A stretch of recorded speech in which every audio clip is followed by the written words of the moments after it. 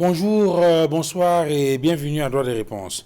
Droit des réponses, c'est votre magazine dominical sur Equinox Télévision qui fait le round-up des principaux sujets d'actualité qui ont retenu l'attention de la presse au cours de la semaine qui s'achève. Et cette semaine, la presse s'est beaucoup intéressée à l'affaire de la torture subie par l'artiste musicien Longuet Longuet dans les locaux de la CEMI La Douala, pour reprendre la grande une du journal Le Jour. Une vidéo dévoilant les sévices corporels infligés à l'artiste engagé pour avoir exprimé une opinion a fait le tour de la toile cette semaine, écrit le quotidien Le Messager, suscitant l'indignation collective, suscitant une révulsion générale selon Mutation et une vague de réactions aussi bien dans le milieu des artistes que dans la sphère politique. C'est tout simplement pour avoir émis une opinion que l'artiste a subi une torture souveraine, écrit le journal, qui rappelle à la mémoire collective la fessée nationale souveraine infligée à certains opposants politiques pendant les années de Brest. Est-ce à dire que depuis les années 90, la quête pour les libertés n'a pas évolué au Cameroun ? N'est-ce pas que le président Paul Biya disait au congrès de Bamenda que nul n'a plus besoin pour exprimer ses opinions de prendre le maquis? Ceux qui s'adonnent à ces pratiques, ceux qui infligent à leurs compatriotes des traitements cruels, inhumains et dégradants, font-ils la volonté du chef de l'État? Savent-ils que le Cameroun, à travers ses lois et à travers les conventions qu'il a ratifiées, interdit la torture? Ne s'agit-il pas là des comportements qui ternissent l'image de notre pays à l'étranger? La charge émotionnelle qui a traversé la nation tout entière à la découverte de cette vidéo donnera-t-elle à accélérer les enquêtes afin de faire la lumière au plus vite sur cette barbarie, pour une tolérance zéro pour les tortionnaires, pour que plus jamais ça, pour emprunter au journal Mutation, pour que plus jamais plus que jamais la liberté d'opinion soit respectée et garantie dans notre pays. Et pour rester dans le domaine des libertés, et cette fois-là de la liberté de vote, il importe de signaler ces appréhensions du président national du Mouvement pour la Renaissance du Cameroun. Dans une sortie le 22 octobre dernier sur son compte X, ancien Twitter, Maurice Kamto dénonce les manœuvres de fraude de l'ECAM visant à priver de nombreux compatriotes de leur droit de vote.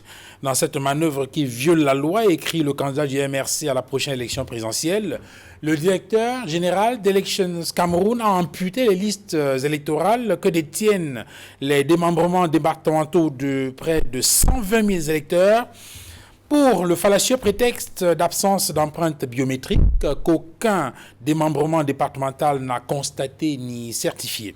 Une accusation à laquelle Éric Essousset, le directeur général de l'ECAM, répond en invitant les professionnels de la polémique à respecter la loi plutôt que d'écumer les médias de récriminations infondées. La sortie du directeur général d'Elections Cameroun convainc-elle sur les accusations de manœuvres de fraude sur les listes électorales?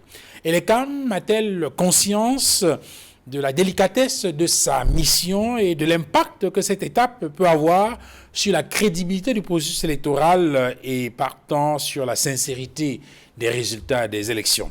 Le professeur Kamto exagère-t-il quand il indique que les chiffres globaux publiés sont sortis du laboratoire noir qu'anime le directeur général d'Elections Cameroun et ses partenaires techniques allemands? Droit des réponses de ce dimanche, c'est aussi et surtout cette fenêtre en fin d'émission sur cette nouvelle catastrophe dans l'extrême nord, notamment à Kousséri. Kousséri, complètement inondé avec des écoles, les mosquées fermées, des habitations abandonnées depuis vendredi matin à la suite de la rupture partielle d'une digue artificielle au quartier Laka. Pourtant, l'alerte avait été donnée par les services météo sur l'augmentation de la pluviométrie et le risque de destruction des infrastructures comme cette digue. Cette région du pays est-elle abandonnée? En quoi consiste finalement la politique de prévention des catastrophes dans notre pays? Toutes ces questions et bien d'autres constitueront la toile de fond de cette émission de droit de réponse de ce dimanche 27 octobre 2024. Invité sur le panel cette mi-journée, j'ai introduit tout d'abord Maître Calvin Diop. Bonjour, bienvenue. Bonjour M. Dibal, bonjour à mes companélistes et bonjour à vos milliers de téléspectateurs. Et merci infiniment d'avoir accepté de venir échanger avec nous dans le cadre de cette émission. C'est vrai que l'un des sujets qui aurait pu nous intéresser C'est peut-être cette actualité autour de l'affaire Martinez-Zogo. Cette semaine, on en a encore parlé dans la presse.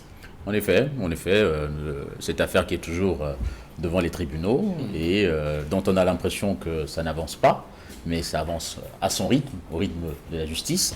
Et cette affaire qui nous tient effectivement tous en haleine. Et nous, les acteurs, nous essayons de faire au mieux pour que le processus suive les règles de l'art en matière de respect des règles de droit. Est-ce que, tout au moins, tel que vous l'êtes avocat de la famille de la victime et des ayants droit, est-ce que vous avez au moins le sentiment que les choses évoluent dans le bon sens, ou les récriminations que vous avez souvent évoquées restent les mêmes? Les récriminations que nous avons évoquées restent les mêmes. C'est un combat quotidien, en fait, pour essayer de faire en sorte que ce qu'on est en train de nous préparer, parce que, moi je le dis sans embâge, je ne pense pas aujourd'hui que la vérité sortira de ce dossier. Mais on fait tout, effectivement, pour qu'on puisse avoir une issue, une vérité judiciaire qui se rapproche le plus de la vérité factuelle. En tout cas, on va continuer de suivre cette actualité. Merci infiniment, Maître Calvin Diop, d'avoir accepté de venir échanger avec nous dans le cadre de cette émission de Droit de réponse. Sur le plateau de Droit de réponse également, Edmond Kamgia, bonjour, bienvenue. Bonjour Duval Fangwa, bonjour aux co-panélistes. Je renouvelle nos salutations fraternelles, amicales et cordiales aux millions de téléspectateurs fidèles de Droit de réponse.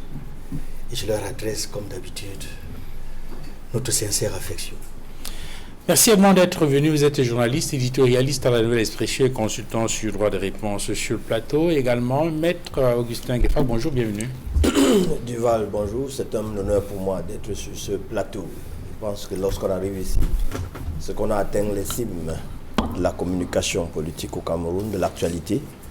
Un salut spécial à mon coiffeur habituel, Yaya, pour des raisons qu'il connaît. Un salut aussi à mes amis de la MDD.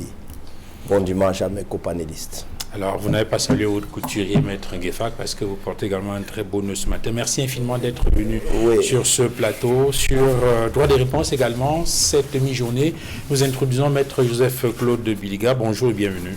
Bonjour. Je voudrais dire bonjour à vos millions de téléspectateurs, à mes copanélistes, à vous-même naturellement. Je voudrais dire bonjour aux responsables du RDPC qui ont choisi que je sois ici aujourd'hui alors que je ne faisais pas partie de la programmation de la semaine. Je voudrais dire un bon retour parmi nous au président de la République, président du RDPC. Merci Joseph Claude Biliga d'être venu sur ce plateau. Vous êtes avocat au barreau du Cameroun et vous représentez votre parti, le RDPC, sur le plateau cette mi-journée. Edmond Kamgia, je voudrais qu'on démarre cette émission avec cette vidéo qui a fait le tour de la toile cette semaine. Il s'agit de cette vidéo qui montre l'artiste Lonkana Simon, plus connu sous le pseudonyme de Longuet Longuet, en train d'être torturé. Il faut rappeler que dans la dite vidéo, on le voit vêtu seulement de sous-vêtements. L'artiste est aperçu dans une pièce close, les mains menottées et les pieds tendus sous une chaise comme pour les immobiliser, pendant qu'un individu lui administre des coups de façon répétée sur les plantes des pieds à l'aide d'une maquette. C'est vrai, Edmond Kamgia, que dans une émission sur Equinox Télévision, notamment Dimanche avec vous, Longuet Longuet avait évoqué cette torture qu'il avait subie, mais il faut avouer que personne n'imaginait la gravité de cette affaire jusqu'à ce qu'apparaisse sur les réseaux sociaux, n'est-ce pas, cette vidéo. Oui, M. Fangwa, je dois dire que cette image qui fait le tour des réseaux sociaux est inacceptable, insoutenable, inadmissible dans un état de droit, en tout cas dans un pays qui dit être un état de droit. C'est une image révoltante. C'est une image qui touche tout être humain dans ce qu'il a d'humain lorsqu'il voit Longuet Longuet dans une situation comme celle-là. Dans un pays dont le président de l'Assemblée générale de l'ONU est camerounais. C'est d'autant grave que j'ai de la peine à dire à tous ceux qui nous regardent, notamment aux pays amis du Cameroun, aux chefs de mission diplomatique que nous sommes encore dans un état de droit. Effectivement, vous nous rappelez une émission que nous avons eue ici, sur nos plateaux, dans le cadre de l'émission Dimanche avec vous. Il avait été reçu par notre collègue Esther Maël, Longuet. Et à un moment donné, il a eu à se prononcer sur cette question. Il disait qu'il avait été correctement chicoté, fouetté. Mais j'avoue que quand on l'écoutait, on ne pouvait pas prendre toute la mesure des traitements cruels, inhumains et dégradants qu'il avait subis. Il avait même dit que dans tous les cas, il voulait voir ses enfants grandir. Beaucoup ont pris ça avec beaucoup de dérision. Je voudrais, au nom de tous ceux qui ont pris avec beaucoup de dérision ces propos, présenter nos excuses à Longuet. Parce que lorsqu'on a vu les images des traitements cruels qu'il a vécu, subi, nous sommes horrifiés. Les mots nous manquent pour dire ce que nous ressentons véritablement. Nous voulons également dire que le Cameroun fait partie des pays qui ont ratifié la Convention contre la torture et autres peines ou traitements cruels, inhumains ou dégradants. Le Cameroun fait même partie des rares pays qui non seulement ont ratifié, mais qui ont déposé les instruments à la dite convention le 19 décembre 1986, c'est-à-dire environ 2 ans après l'adoption de la dite convention par l'Assemblée générale de l'ONU. C'est dire que nous sommes un pays qui, en temps normal, devrait se féliciter d'être parmi ceux qui sont à la pointe, n'est-ce pas, de ce qu'on appelle état de droit. Parce que, ayant presque immédiatement ratifié la dite convention, mais la réalité sur le terrain montre que nous ne respectons pas la convention que nous avons signée. Et lorsqu'on dépose des instruments, cela signifie qu'immédiatement la convention nous est opposable. Et l'institution, l'État du Cameroun, ou toutes les institutions camerounaises, ou des Camerounais qui poseraient des actes de censure, de torture, on peut leur porter plainte. On peut leur porter plainte devant les tribunaux, pas seulement sur le plan national, mais sur le plan international, parce qu'il faut dire que la torture est un crime combattu sur le plan universel. Et c'est imprescriptible. C'est-à-dire qu'à tout moment, on peut vous interpeller lorsque vous avez posé un acte de torture. Je voudrais citer juste quelques articles importants de la dite convention que le Cameroun a ratifiée. Article 2, paragraphe 2. Aucune circonstance exceptionnelle, quelle qu'elle soit, qu'il s'agisse de l'état de guerre ou de menace de guerre, d'instabilité politique intérieure ou de tout état d'exception, ne peut être invoqué pour justifier la torture. Paragraphe 3 du même article. L'ordre d'un supérieur ou d'une autorité publique ne peut être invoqué pour justifier la torture. Article 5, paragraphe 5 de la dite convention. La présente convention n'écarte aucune compétence pénale exercée conformément aux lois nationales. Et le tout dernier article que j'ai pu prendre, parce que dans les débats, ça peut susciter, ça peut aider à mieux comprendre ce qui se passe, c'est l'article 14 de la dite convention, paragraphe 1.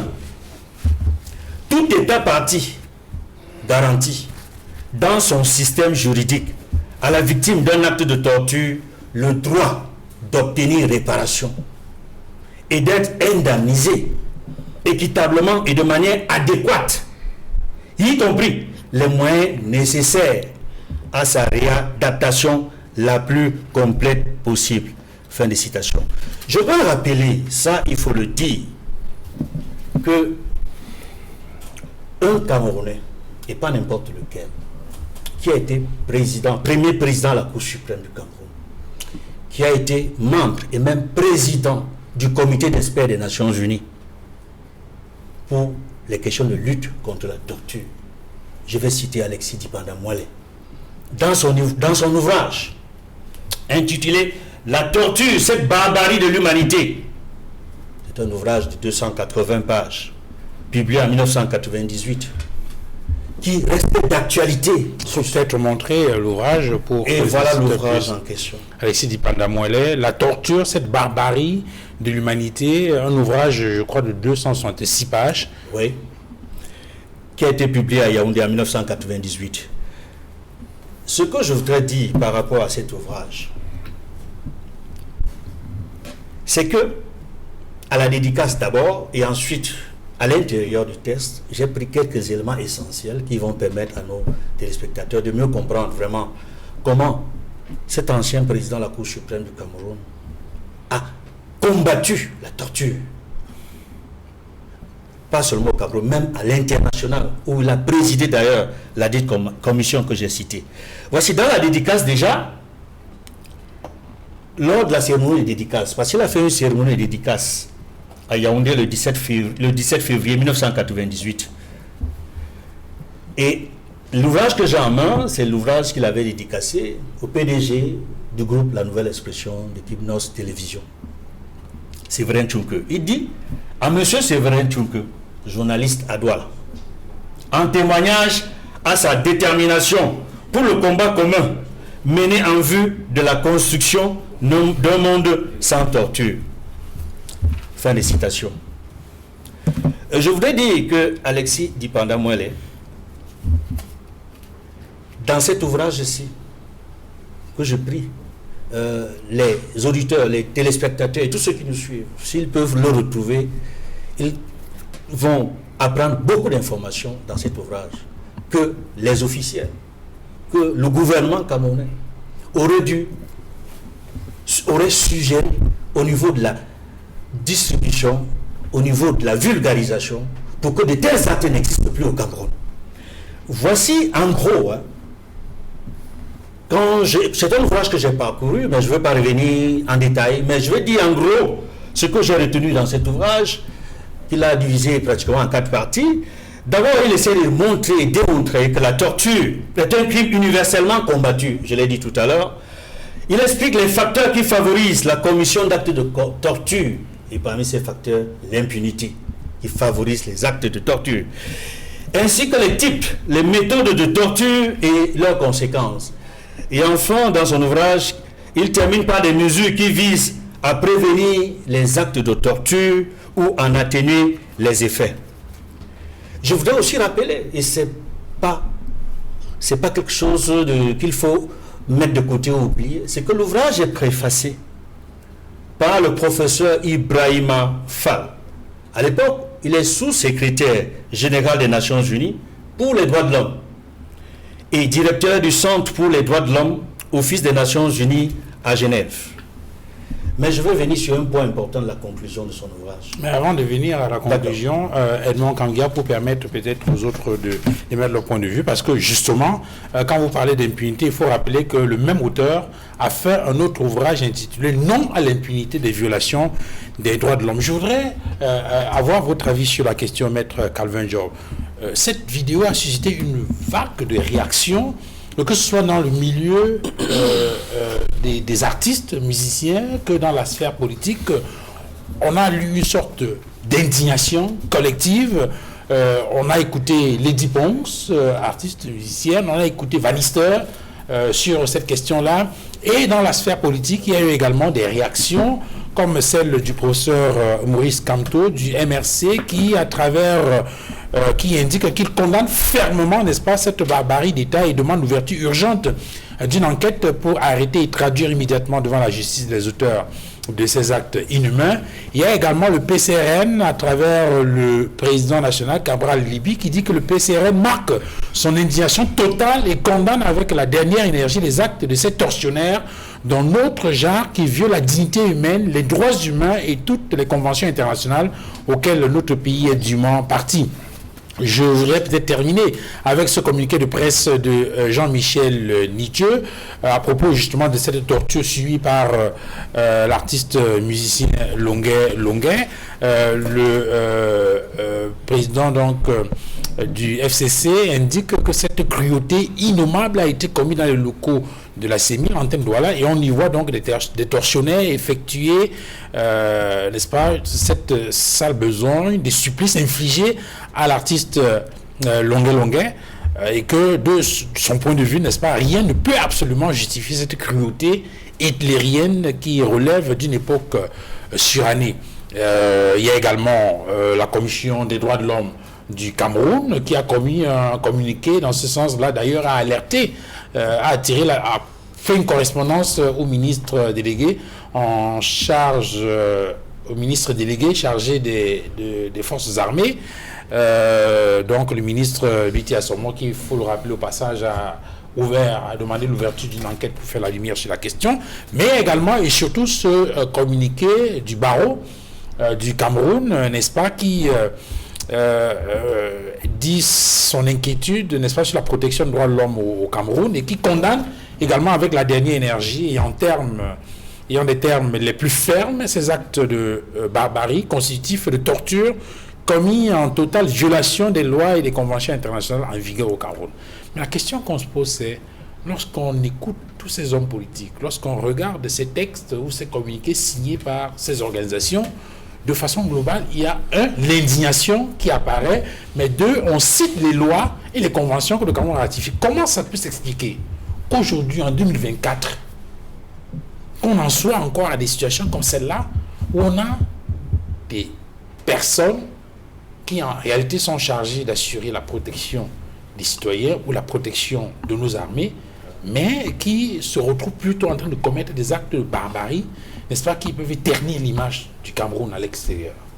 Alors moi je salue ces indignations, elles sont bienvenues, mais je me dois de soulever quand même le côté un peu hypocrite et à tête chercheuse de ces indignations.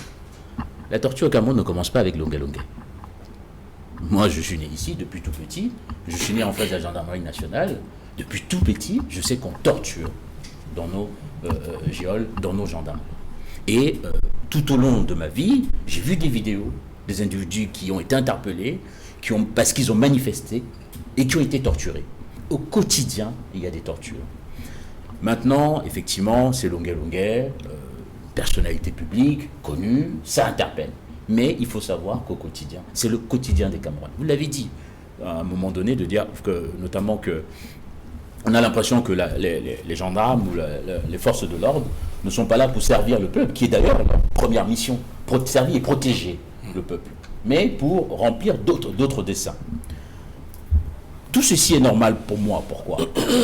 Cette situation s'est installée. Pourquoi ? Parce qu'effectivement, il n'y a aucun mécanisme qui a été mis en place pour de véritables sanctions de ce type d'acte. Mais il y a des instruments juridiques internationaux. Oui, il y a également des lois. On l'a cité d'ailleurs, l'article 2 qui a été cité de la Convention de New York qui date de 84, mais il faut, d'ailleurs, pour remonter un peu de manière historique, cet article 2-là, il remonte des procès de Nuremberg en 85. Qui ont permis de sortir cette jurisprudence des baïonnettes intelligentes, qui dit que finalement, ce n'est pas parce quand on réagit à un ordre illégal, on engage tout de même sa responsabilité. Donc il y a tous ces mécanismes-là qui ont été faits. Et même, ça a été intégré dans notre corpus juridique national, sous le contrôle de mes confrères. Je crois l'article 277, alinéa 7 du Code pénal, qui prévoit aussi cette mesure-là. Toutes les dispositions sont prévues. Mais est-ce qu'elles sont appliquées ? Est-ce qu'aujourd'hui, vous allez au tribunal, vous allez même dans un commissariat déposer plainte pour torture de la part des forces de l'ordre, qui que ce soit, est-ce que votre plainte va aller jusqu'au bout ou va être traitée jusqu'au bout ? Non. Pourquoi ? Parce que nous avons un système qui est boiteux, qui est handicapé. Nous avons une justice, et ça, les confrères peut-être me contrediront, mais c'est ce que je pense, nous avons une justice qui est plus dangereuse que les criminels, notre justice. Elle n'aide pas les victimes. Elle n'aide pas les victimes parce qu'on libère des gens qui ont commis des actes d'une sauvagerie inhumaine, et on enferme des personnes d'une innocence établie. Donc, voilà les mots pour moi. Mais Maître Calvin Diop, c'est vrai qu'il y a peut-être, on va dire ça comme des décisions qui peuvent apparaître comme incompréhensibles de la part de la justice. C'est peut-être le fait d'un certain nombre ou bien d'un groupe ou d'un certain nombre d'individus au sein de la magistrature, mais est-ce que pour autant il faut attribuer cela à l'ensemble du corps de la magistrature qui, il faut le reconnaître, il y a quand même des magistrats qui dans certains cas rendent des décisions qui sont correctes et pour lesquelles le peuple camerounais se reconnaît. Évidemment qu'il y a peut-être des brebis galeuses, mais est-ce que ce ne serait pas un peu exagéré de dire qu'on a une justice injuste qui est plus grave que les criminels eux-mêmes qui sont jugés? Il y a des magistrats qui s'indignent de cela, mais ce n'est pas la majorité du genre. Ça, je vous le dis réellement. Ce n'est pas la majorité du genre. Pour moi, il y a des mécanismes, il y a des mesures qui doivent être prises. Donc, surtout dans ce cadre-là, le cadre de la torture. Des mesures immédiates et rigoureuses. Si on ne fait pas ça, par exemple, parce que là, on a d'abord une indignation collective qui marque quand même les esprits et qui peut donner lieu peut-être à la célérité des enquêtes pour permettre de faire la lumière sur cette affaire. Parce que lorsqu'on regarde quand même, on va dire ça comment, la révolution générale, l'indignation collective, et l'émoi qui a traversé la nation tout entière à la découverte de cette vidéo, on peut peut-être imaginer que cela devrait... Et cette prompte réaction, par exemple, du ministre délégué... Oui, mais prompte réaction, qu'est-ce que ça a donné jusqu'à aujourd'hui? C'est pour ça, en fait, ça fait partie des mesures à prendre. On crée une commission spéciale, pour moi, qui est chargée de mener l'enquête. Et dans cette commission spéciale, il faudrait des membres de la société civile. Il faudrait des avocats, des défenseurs des droits de l'homme. Il faudrait que le ministère de la Justice soit impliqué, le ministère de la Défense soit impliqué, et peut-être même faire appel aux organismes internationaux chargés de combattre la torture. Notamment, il y a le comité contre la torture qui peut faire ce travail-là. Donc, une fois qu'on a créé cette commission-là, c'est elle qui devrait mener l'enquête. Parce qu'il y a une question d'indépendance, vraiment, et d'impartialité. Une fois que cette commission est créée, l'enquête est mise, on a des individus, les principaux responsables qui sont identifiés. Les noms ont été cités, les visages ont été montrés. Qu'est-ce qu'il y a lieu de faire? Interpeller ces individus. Et une fois qu'ils sont interpellés, qu'est-ce qu'on fait? On les place en détention préventive, parce qu'il faut que l'enquête soit menée sans qu'il y ait des interférences. Et le placement en détention ne doit pas être le seul moyen. Il faut des sanctions préventives aussi, avant l'issue de l'enquête. Ces sanctions peuvent être administratives, peuvent être par exemple des suspensions, ou voire même des radiations, parce que nous sommes face à des faits graves. Une fois que ça, je vais vraiment terminer là-dessus, une fois qu'on a fait cela, il faut aussi mettre en place des mécanismes qui permettent non seulement aux citoyens de dénoncer ce type d'actes en toute sécurité, mais aussi des gendarmes, parce qu'une fois de plus, toutes les forces de l'ordre ne sont pas d'accord avec ce qui se passe. Moi, pour en discuter avec certains, ils me disent clairement, nous on le sait, mais on reçoit des ordres. Qu'est-ce qu'on fait dans ce cadre-là? Donc il faudrait pouvoir créer un mécanisme qui permette aux victimes de sanctionner, mais aussi aux acteurs, aux bourreaux, de dénoncer les actes en toute sécurité sans qu'ils puissent être identifiés. Et après, je terminerai là-dessus, c'est effectivement, on a dit qu'on a signé la convention de New York de 84 qui a été citée, que le Cameroun prenne des mesures et se réengage auprès de ces institutions-là concernant la protection des individus et la lutte contre la torture.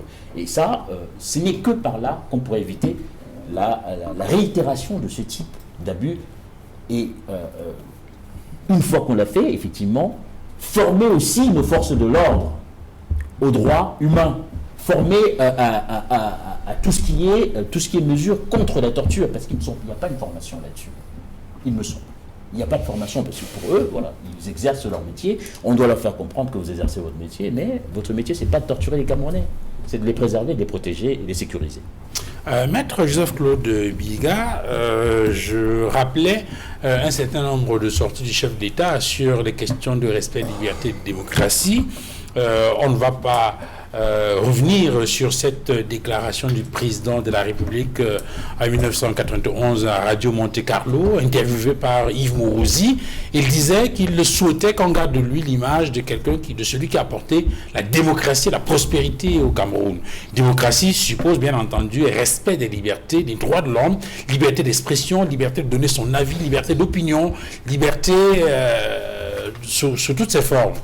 On se souvient également qu'un peu avant cela, en 1985, dans son discours de politique générale, alors qu'on est au congrès de Bamenda, le président de la République indique que nul n'a plus besoin, pour exprimer ses opinions, de prendre le maquis.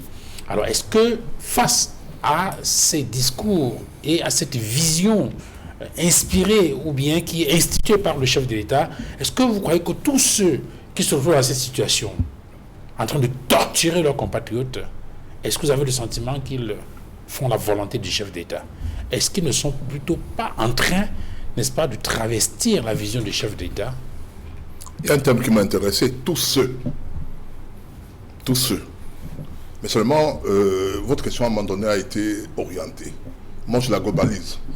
La globalise en tenant compte de 3 vidéos que moi j'ai vues. J'ai vu une vidéo récente des personnes tabassant 3 jeunes gens dans un village, je crois, dans le centre, pour avoir volé des sacs de cacao. Il était dans la bouche, certains étaient nus, tout nus. C'est la torture, ça aussi. Personne n'en a parlé. Aucun homme politique n'en a parlé. Les journaux n'en ont pas fait la une des journaux. Personne n'en a parlé. C'est une torture. Elle fait partie des cas cités dans le cadre des instruments internationaux que nous avons eu. Moi, il y a je crois, jeudi et vendredi, j'ai eu à intervenir sur 2 de vos concurrentes au journal de 20h, où j'ai dit que la torture, elle est condamnable. Mais ce qui est mauvais, c'est qu'il ne doit pas avoir une indignation sélective. C'est ça qui est mauvais. Et elle ne permettra pas qu'on évolue. J'ai vu 3 vidéos. Ça, c'est la première. La deuxième vidéo que j'ai vue, elle est ancienne. Mais elle n'avait pas soulevé je veux dire, cette indignation dont vous parliez tout à l'heure. C'est celle d'une personne mise dans les mêmes positions avec une chaise, tabassée en pleine route, c'est-à-dire en pleine, c'est même pas caché, par les militaires habillés, on versait de l'eau sur ses genoux, j'ai le même type de torture, chaise, machette, etc. Je n'ai pas eu d'indignation. C'était un être humain, c'était un Camerounais. La troisième vidéo, c'est celle de Longuet Longuet, qui date de 5 ans. Et là, tout de suite, l'indignation arrive. C'est comme si les autres vidéos ne concernaient pas des êtres humains, ne concernaient pas les Camerounais. Mais la différence, c'est quoi?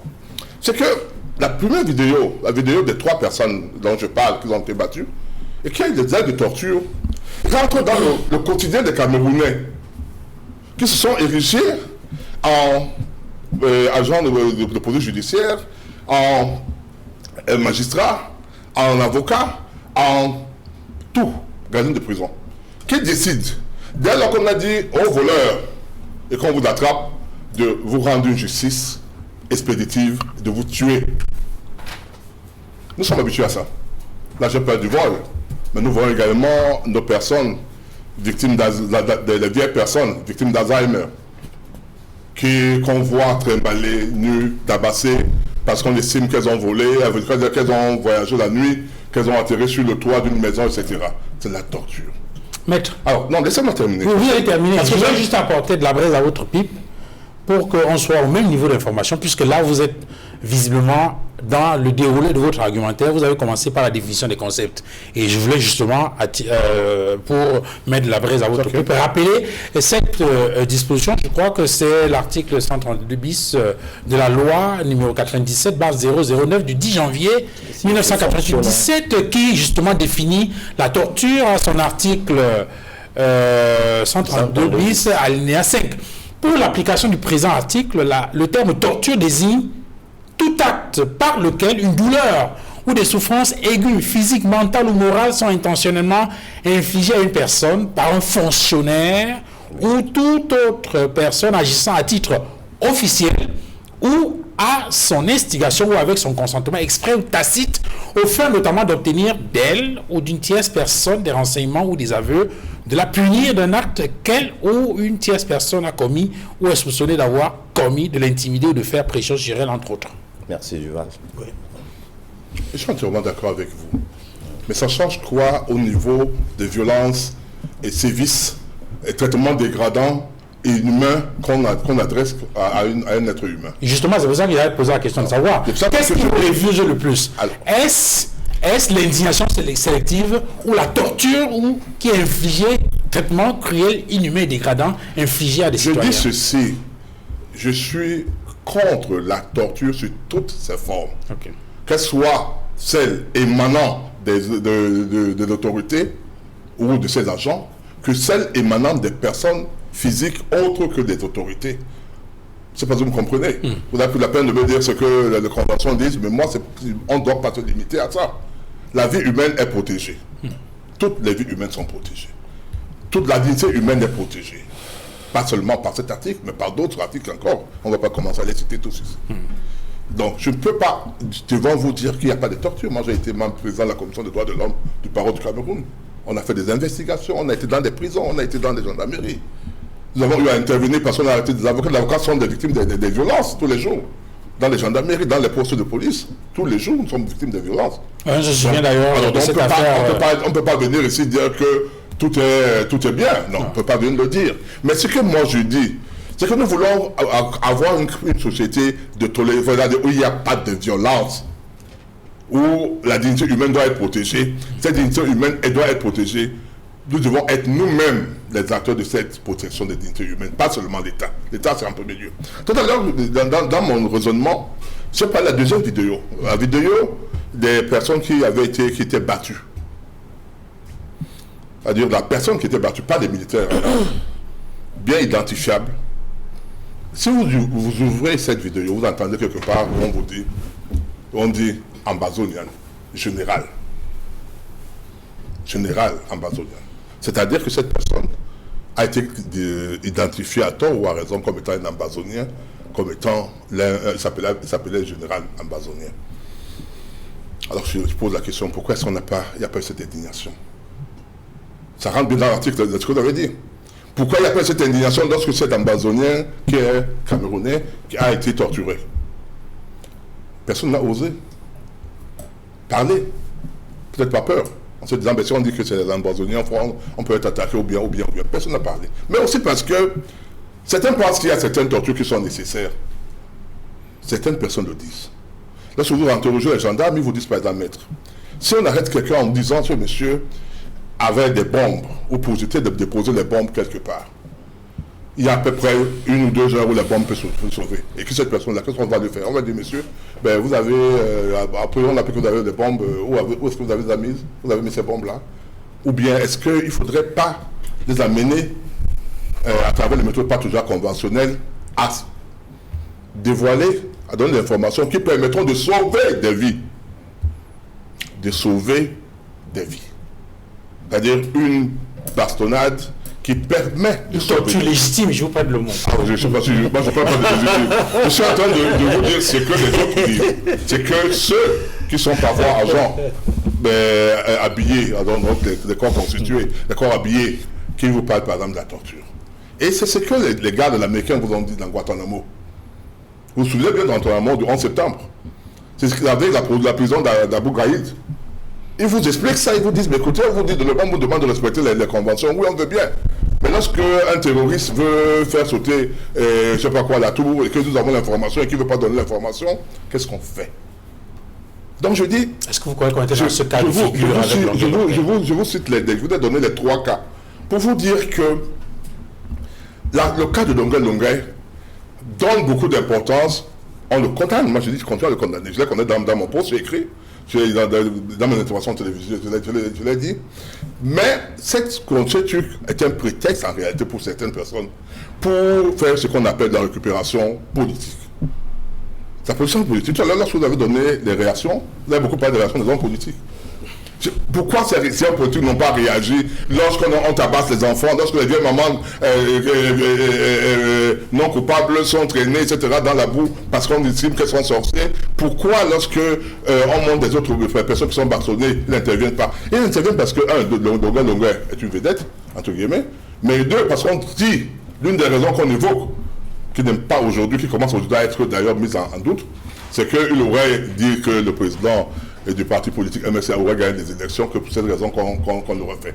Or, si vous suivez aujourd'hui, moi j'ai suivi la vidéo d'un de ses collègues artistes, comment ça s'appelle encore? Fingon. Pardon? Fingon Tralala. Fingon Tralala, je ne sais pas dans quel milieu c'est vrai. Il donne une autre version. Il y a d'autres versions qui circulent sur ce fait. Mais ceux qui ont retenu, ceux qui interviennent parce que la votre question en même temps dans cela, vous me dites la liberté d'expression. C'est comme si dans le cas d'espèce, c'est une liberté d'expression qui était mise en gros. D'autres parlent même des deals qui n'avaient rien à voir avec la liberté d'expression dont on parle. Donc moi je dis, la torture, elle est interdite, elle est sanctionnée. Tout à l'heure vous avez parlé, mon confrère est très bien, il a parlé des baïonnettes intelligentes, c'est-à-dire que rien ne peut la justifier. Même si c'est un ordre de la hiérarchie, on devrait pouvoir... Tout à l'heure je sors d'une visite d'un confrère. Excusez-moi, que nous connaissons très bien, un aîné, Maître Abdoulaye Mendin. Et il a utilisé le terme baïonnette intelligente. Il expliquait qu'il avait été militaire dans sa vie. Il a quand même, c'est un vénérable de 80 quelque chose d'années. Il vous dit, on m'avait demandé de tirer avec des armes au niveau de Nkololoun, de tuer des personnes qui n'avaient que des gourdins, torse nu, etc. au niveau des ABC. J'ai refusé de le faire. Je suis sorti, on m'a enlevé de l'armée. Donc on peut bien refuser de le faire. On doit même refuser de le faire. Ça, il faut le dire. Mais ce que moi, je dis, ce que je dis, ce qui est, n'en profitons pas. Ou bien prenons pour prétexte cette indignation pour que nous puissions commencer à nous dire que lorsque nous tuons les personnes qu'on arrête parce qu'ils sont voleurs, nous commettons pire que ceux que nous sommes en train de condamner aujourd'hui. Disons-nous que lorsque nous apprenons de cette vieille maman qui est malade d'Alzheimer, ou bien ce vieux papa, et que nous traitons, nous malmenons, nous sommes en train de poser des actes qui sont contraires à la morale, etc. Alors, Maître Augustin Gueffard, on ne va peut-être pas ouvrir l'enquête ici, ou bien ouvrir un procès, mais on va s'en tenir aux déclarations qui ont été faites, notamment par Longuet lui-même, en attendant bien évidemment que les enquêtes ouvertes par les services compétents puissent dire exactement de quoi il en retourne. Mais Longuet l'avait déjà dit au sortir de cette torture, on l'a dit sur Equinox Télévision, et dans les médias qu'il avait interrogés, on lui reprochait d'avoir fait une déclaration, d'avoir donné une opinion sur les résultats de l'élection présidentielle de 2018. Il a dit sur Equinox Télévision, en son temps, il a réitéré dans les interviews qu'il a données ces jours-ci, notamment dans une télévision française, que c'était en rapport avec cette déclaration, n'est-ce pas, en rapport avec l'élection présidentielle, où il pensait que c'était plutôt un candidat de l'opposition qui avait remporté l'élection présidentielle et non le candidat sortant.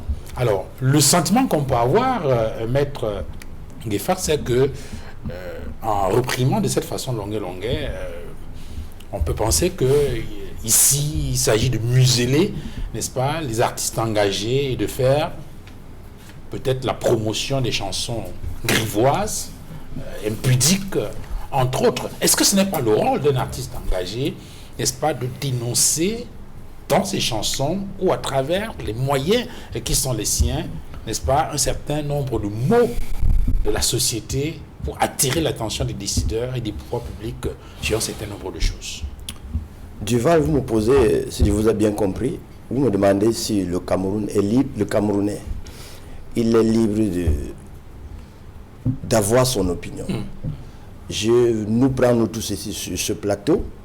Je crois qu'en dehors du militant du RDPC sur ce plateau, personne de nous ne peut de façon libre et délibérée se prononcer. Parce que chacun de nous aura peur de la police qui l'attendra au bas de la passerelle. C'est de ça qu'il s'agit. Moi, je pose plutôt le problème autrement. Il ne s'agit pas de la casuistique telle que mon distingué confrère vient de faire l'inventaire. S'il a reçu la vidéo du militaire en train d'être bastonné sauvagement, c'est la technique d'indignation de celui-là qui a réussi à filmer pour dire au peuple, voilà comment ça se passe. Je pensais plutôt qu'il devait évoquer les sévices ou bien la torture que les étudiants ont connue à Boya. Mais moi, je ne m'arrête pas là. Je pense plutôt que la torture au Cameroun est un construit. Et je le dis haut et fort. Je revois le cardinal Christian Tsoumi en train de dire et d'écrire Daïjo Abia, un Cameroun à refaire. La torture est un construit politique pour maintenir ce système ojlatiste en place. Voyez-vous, le Cameroun, dans sa démocratie, dispose de 3 pouvoirs. Le pouvoir exécutif, le pouvoir législatif et le pouvoir judiciaire qui est exercé par le président de la Cour suprême. M. Dipanda-Moelle, en 1984, il était magistrat, juge. En 1998, il est le patron de la justice. Voilà comment il dit merci à votre patron, Séverin Tchounkeu, qui a été copieusement torturé. Il lui dédicace ce livre. Qu'est-ce qui l'a empêché en tant que patron de la justice au Cameroun de mettre en branle tout le dispositif législatif qu'il a égrené pour donner réparation à M. Séverin Tchounkeu? C'est un construit politique. 2. Si vous vous souvenez de la base, vous avez dit la fessée nationale. Souveraine. J'ai repris un concept. Alors, Comme l'attribue, moi. lui, il est le patron de la justice au Cameroun. Il est le patron. On fait un ancien premier ministre, Samuel Lebois. Samuel Lebois, Secrétaire général. secrétaire général, Oui, secrétaire général. pardon, secrétaire général de la République. Ouais. Il ne serait que pour sa stature. Certaines choses ne devraient pas se faire. Quel est le droit qu'il a levé? Patron de la justice, détenteur du pouvoir judiciaire. Il n'a rien fait. C'est parce que le système est assis sur cette violence, sur cette torture. C'est un malheureux qui prendra la succession de ces deux vieilleries-là au Cameroun, parce qu'il aura du pain sur la planche. Donc il n'est pas pour nous question ici de trouver autant d'émotions que d'autres. Non. C'est comme si mon confrère Biliga me demande de dire entre Ouazizi et votre client, et Martinez Zogo, pourquoi on a trop pleuré l'autre et on n'a pas trop pleuré l'autre? Il faut demander au RDPC. Pourquoi entre les mains des fonctionnaires en charge de protéger le peuple, on a plutôt des décès, on a plutôt des assassinats, des assassinats atroces? Il faut dire non. Quand quelqu'un a dit quand je visite un pays, je ne rate pas le nombre de textes de loi que regorge ce pays, mais je vois la façon dont ces textes sont appliqués. Le code pénal camerounais ne date pas de 1984, ne date pas de 1998, il ne date pas d'aujourd'hui. C'est un vieux de la vieille. L'article 277, c'est connu. L'article 132, c'est connu. Mais pourquoi ce n'est pas appliqué? Je vais paraphraser le professeur aujourd'hui retraité, l'ancien doyen de la faculté de droit de Soie, qui dans son œuvre intitulée Démocratie et droit pénal, il montre comment l'État manipule le pénal pour torturer la démocratie. La solution est simple, Duval. Il suffit que le Camerounais s'approprie la notion de démocratie. Et ce n'est pas moi qui le dis. Le président de la République l'a défini lors d'un de ses congrès.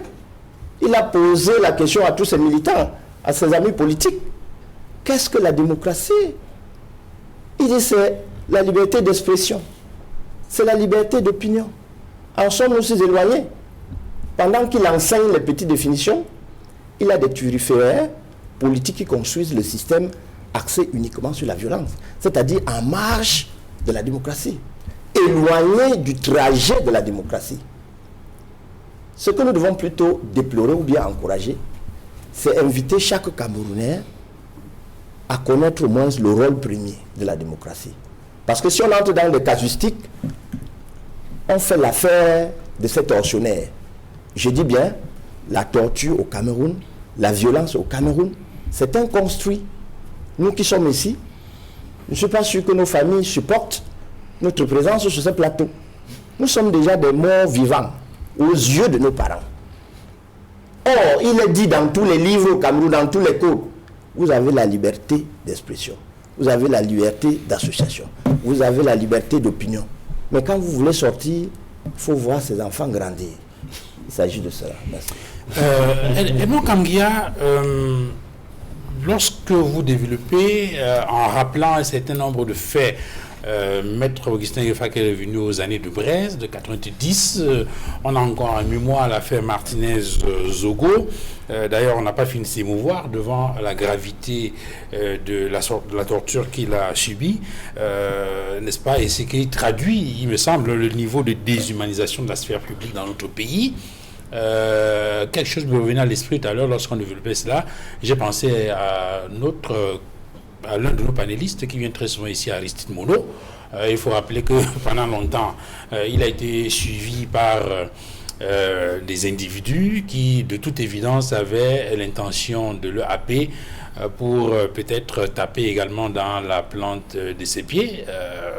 D'ailleurs, selon les témoignages que lui-même il a donné, il a échappé à cette question. Mais là, je voudrais revenir sur cet aspect-là, cette question de tentative de détournement de la gravité des faits. Vous avez certainement vu apparaître dans les réseaux sociaux, 24 ou 48 heures après cette vidéo devenue virale, une autre vidéo qui rappelait qui semblait indiquer que Longuet était en contact avec les Amazoniens, qu'il avait reçu de l'argent pour transférer à X ou Y.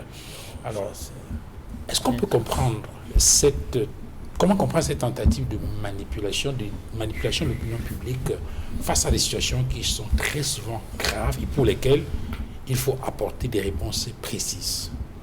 Oui, avant de répondre à cette question, je voudrais revenir sur la Convention, notamment à l'article 12.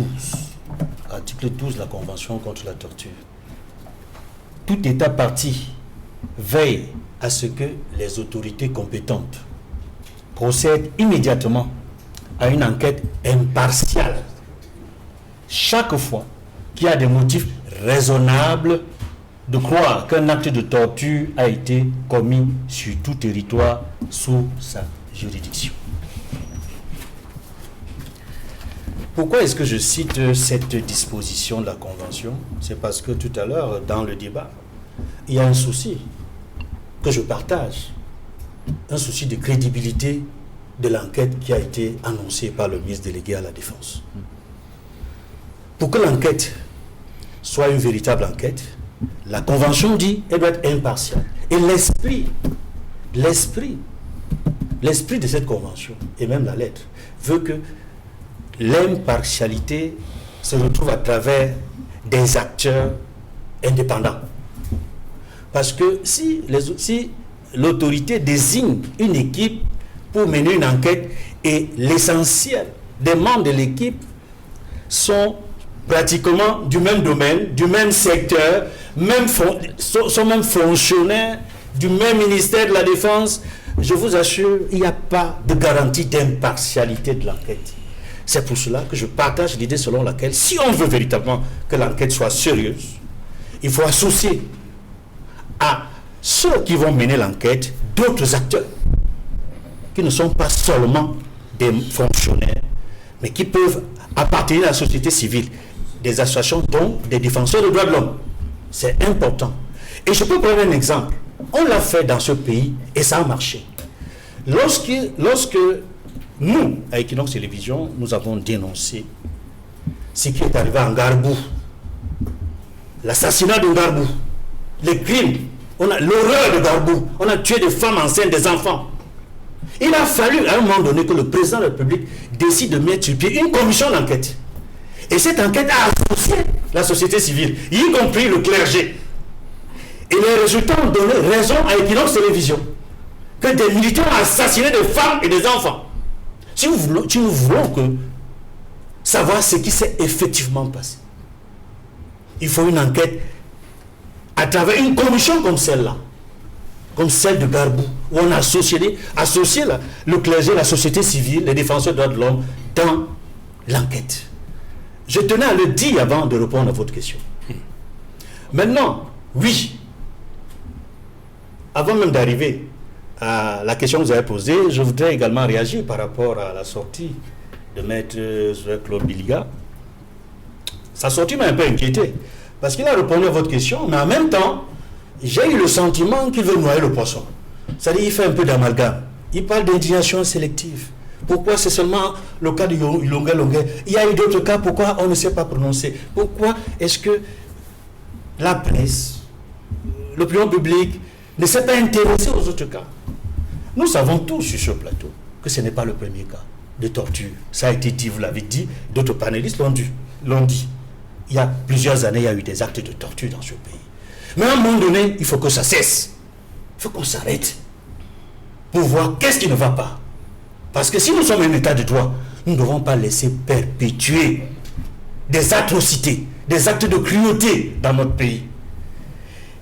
Et ce qui me semble important dans cette affaire de Longuet, c'est un homme public, c'est un artiste musicien de renommée internationale, qui est bien connu, un artiste populaire. Ce n'est pas que un autre Camerounais qui aurait le même renom ou qui n'aurait pas ce renom, nous serions restés indifférents pour un acte de torture le concernant. Non, ce n'est pas ça. C'est qu'à un moment donné, il faut qu'on s'arrête et qu'on dise qu'il faut que les choses ne continuent plus de la même façon. Et tout à l'heure, Maître Joseph Biliga nous a donné l'impression que, en terminant ses propos, qu'il y a même des artistes, musiciens qui ne sont pas d'accord, ou des comédiens, des humoristes, qui ont d'autres versions, qui ne coïncident pas avec la version de Longuet. Non, ça, et ça me permet de répondre à votre question, M. Fanga. C'est ça justement, où apparaît ce que l'opinion publique nationale et internationale peut considérer comme l'instrumentalisation et la manipulation. Qui a intérêt à manipuler? Qui a intérêt à faire en sorte qu'on ne s'occupe pas de manière sérieuse à cette question? Ce sont ceux qui ne veulent pas que la vérité soit connue. Ceux qui ne veulent pas que la vérité soit connue sont ceux qui font dans l'instrumentalisation, dans la désinformation, et agissent et font agir des acteurs sur les réseaux sociaux pour faire croire que ce qui est arrivé à Longuet, c'est presque rien du tout, qui tentent à banaliser la torture. Non, ici nous ne pouvons pas accepter ça. On ne peut pas banaliser la torture. Ce qu'il a vécu est réel. Je n'ose pas revenir sur les noms qui circulent sur les réseaux sociaux, sur les personnages dont le CV apparaît déjà après cet acte de torture. Je laisse le soin à ceux qui vont mener l'enquête de nous dire la vérité sur ce qui s'est passé et que ceux-là qui ont commis cet acte soient identifiés, soient sanctionnés conformément aux lois et règlements en vigueur au Cameroun. Je voudrais également dire, terminer cette partie de mon propos en citant une fois de plus Alexis Dipanda-Moelle. Je suis d'accord avec un de nos copanélistes qui a estimé que Alexis Dipanda-Moelle, effectivement, la qualité qu'il occupait lui permettait d'agir et de dire non à la torture, y compris celle dont a vécu, a connu, subi le PDG du groupe La Nouvelle Expression, Séverin Tchouke. Il pouvait le faire. Il pouvait amener à le faire. Il pouvait faire. Mais, comme l'a dit tout à l'heure Maître Ngefak, dont je partage le propos, la torture est devenue un construit. C'est-à-dire, c'est systémique. C'est entretenu et ça nourrit le système. Ce système qui agite, qui fait peur à la société civile, qui fait peur à ceux qui s'engagent dans la politique, qui fait peur. Voyez-vous, je prends un exemple simple. Des militants du MNC ont effectué des marches pacifiques et se retrouvent devant le tribunal militaire où ils sont condamnés à plusieurs années de prison. 2 ans, 3 ans, 5 ans, voire 7 ans de prison pour avoir marché. Certains n'ont même jamais marché, ont été happés chez eux. Et j'étais en prison. Ils n'avaient même pas une arme blanche pour ceux qui ont marché. Alors que les lois au Cameroun sont claires par rapport aux marches, par rapport aux manifestations pacifiques. Et ce ne serait pas une révélation que de dire que beaucoup de militants du MSC ont été torturés. Beaucoup ont été torturés. Beaucoup l'ont dit. Certains ne l'ont pas encore dit. Il y en a qui ont sorti des ouvrages. Ils ont été torturés. Je ne reviendrai pas sur le cas du premier vice-président du MRC, Mamadou Mota, dont le crâne a été fracassé, dont le bras a été fracassé, le crâne et le bras. Tout le monde le sait. des actes de torture que tout le monde connaît au Cameroun. Quelles sont les suites pour ceux-là, pour ces militants seulement du MRC que je cite? Donc, Claude Biliga, rassurez-vous, nous sommes au courant de tous les actes de torture. Quand l'occasion nous le donne, comme maintenant, je rappelle d'autres actes de torture. Des militants du MRC ont été torturés, beaucoup, parmi ceux qui ont été arrêtés. Et je dois le dire, si vous ne pouvez pas le dire, moi, il faut que je peux le dire. Je n'ai pas besoin d'être militant de cette formation politique. Vous l'êtes très bien. En tant que consultant, et de dire ce que je vois, les faits, je les interprète, je les analyse. Donc, je n'ai pas terminé. Je n'ai pas terminé. Je vais vous aider un peu. Dans le rappel des faits, parlez également de l'Ayafort. Vous n'avez pas parlé de ça. Nous avons dénoncé. Non, nous avons dénoncé l'assassinat de Florence Ayafort. S'il vous plaît. Tout de suite, pendant que vous faisiez les rappels de faits. Non, tout de suite là. Pendant que vous faisiez les rappels de faits de Ngabout et autres, pourquoi avoir oublié de parler d'Ayafort? Vous avez dit. Ce n'est pas une. Ah, mais oui, ok. Vous n'avez pas oublié. Non, lorsque vous êtes consultant, on doit être neutre. Et dans vos propos, il n'y a aucune neutralité. En vertu de quel pouvoir pouvez-vous dire que ce que Philippe Tralala a dit est faux? En vertu de quoi? Qu'est-ce qu'il a dit? Non, mais il ne faut pas Vous m'avez interrompu. Vous m'avez interrompu. Si vous m'aviez laissé parler, je vous aurais cité le cas Ayafort. Ah non, vous ne jamais fait, vous le savez très bien. Comment je ne l'aurais jamais fait? Puisque c'est moi qui le dis. J'ai commencé par des cas. Je vais faire un petit rappel avant qu'on continue, s'il vous plaît. Je serais arrivé sur le cas Ayafort. Claude Biliga et Edmond Kamgia. Vous m'avez interrompu. Oui, avant de vous laisser terminer, justement, je voudrais faire deux petites précisions. La première précision, c'est que les premiers recoupements, et là je réponds à M. Claude Biliga, les premiers recoupements que nous avons faits, je ne dis pas que nous avons bouclé les enquêtes, mais les premiers recoupements que nous avons faits auprès de certains de nos correspondants, notamment à l'étranger, indiquent clairement que l'intervention de ce saltimbanque, puisque c'est de ça qu'il est question, n'a pratiquement rien à voir avec la vidéo dont on parle, et qui serait une vidéo dans laquelle on montre effectivement Longuet en train de faire le point sur le faroutage entre griffes qu'il a obtenu au cours d'un concert qu'il a fait au nord, en Amérique du Nord, et qui n'a rien à voir avec la question du transfert des fonds aux Amazoniens. On ne parle pas la même chose. Vous parlez du... Permettez que je termine. Non, ne faites pas... Maître, c'est moi qui suis le modérateur. Non, mais vous me prenez... Je ne laisse jamais pas cette vidéo-là. Pourquoi vous me parlez de ça? Vous permettez que je termine? Vous parlez d'une vidéo à laquelle moi je n'ai pas fait allusion. Vous permettez au moins que je termine? Mais si, mais dites-moi que cette vidéo sur l'argent, je n'ai jamais fait allusion à ça. Pourquoi vous parlez comme si j'entendais parler ici? Mes autres clubs, c'est moi qui vous invite. Oui, mais vous n'avez pas m'imputer n'importe quoi parce que c'est sur votre plateau. Non. Je ne vous permets pas de m'imputer des choses que je n'ai pas dites devant tout le monde ici.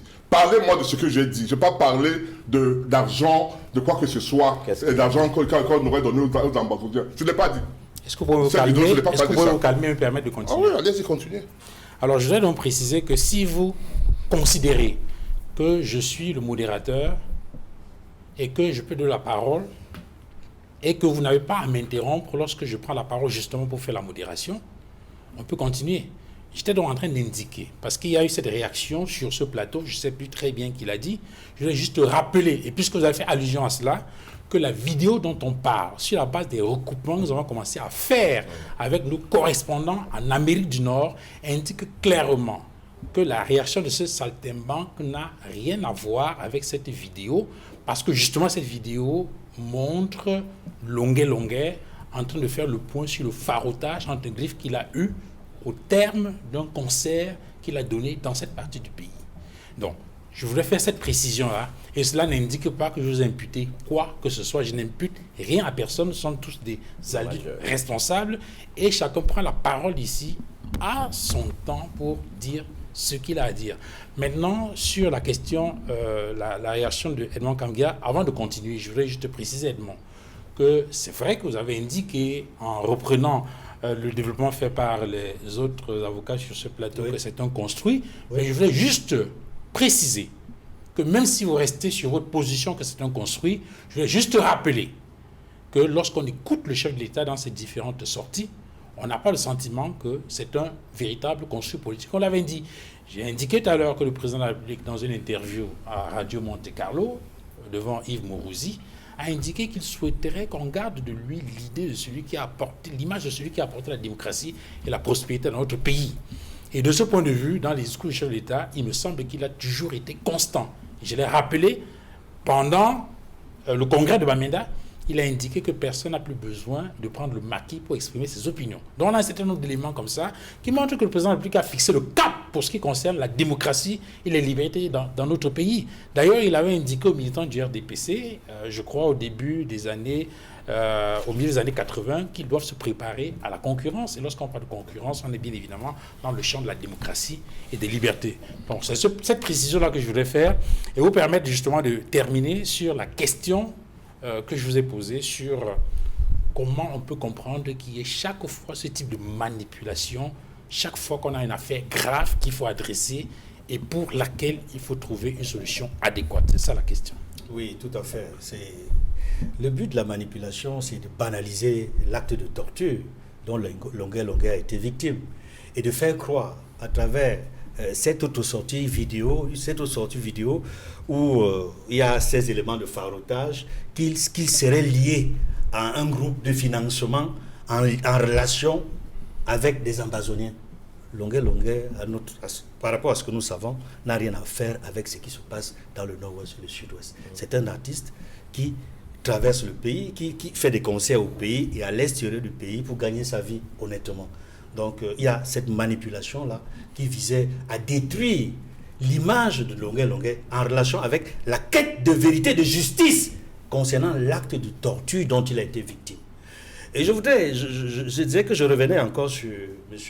Alexis Dipanda-Moelle parce que son ouvrage est très intéressant, mais c'est vrai, il n'a pas eu le courage d'aller jusqu'au bout de ses actes quand il était en fonction.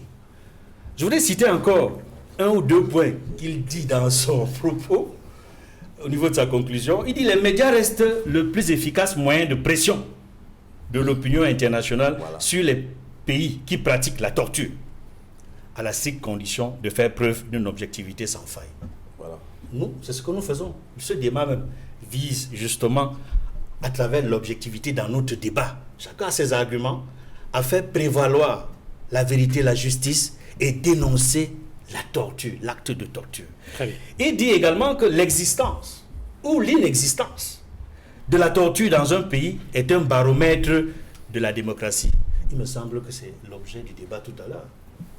S'il y a la torture ou s'il n'y a pas la torture, est-ce que le pays est un pays démocratique ou pas? Vous venez de rappeler les propos de Paul Biya tenus en juillet 1990 face à Yves Mourouzi, à Radio Monte Carlo, qui voudrait qu'on garde de lui l'image de celui qui a apporté la démocratie, la prospérité. Or, s'il y a la torture, cela signifie que ce n'est pas un signe de démocratie dans un pays. Je dis, c'est encore dans son ouvrage.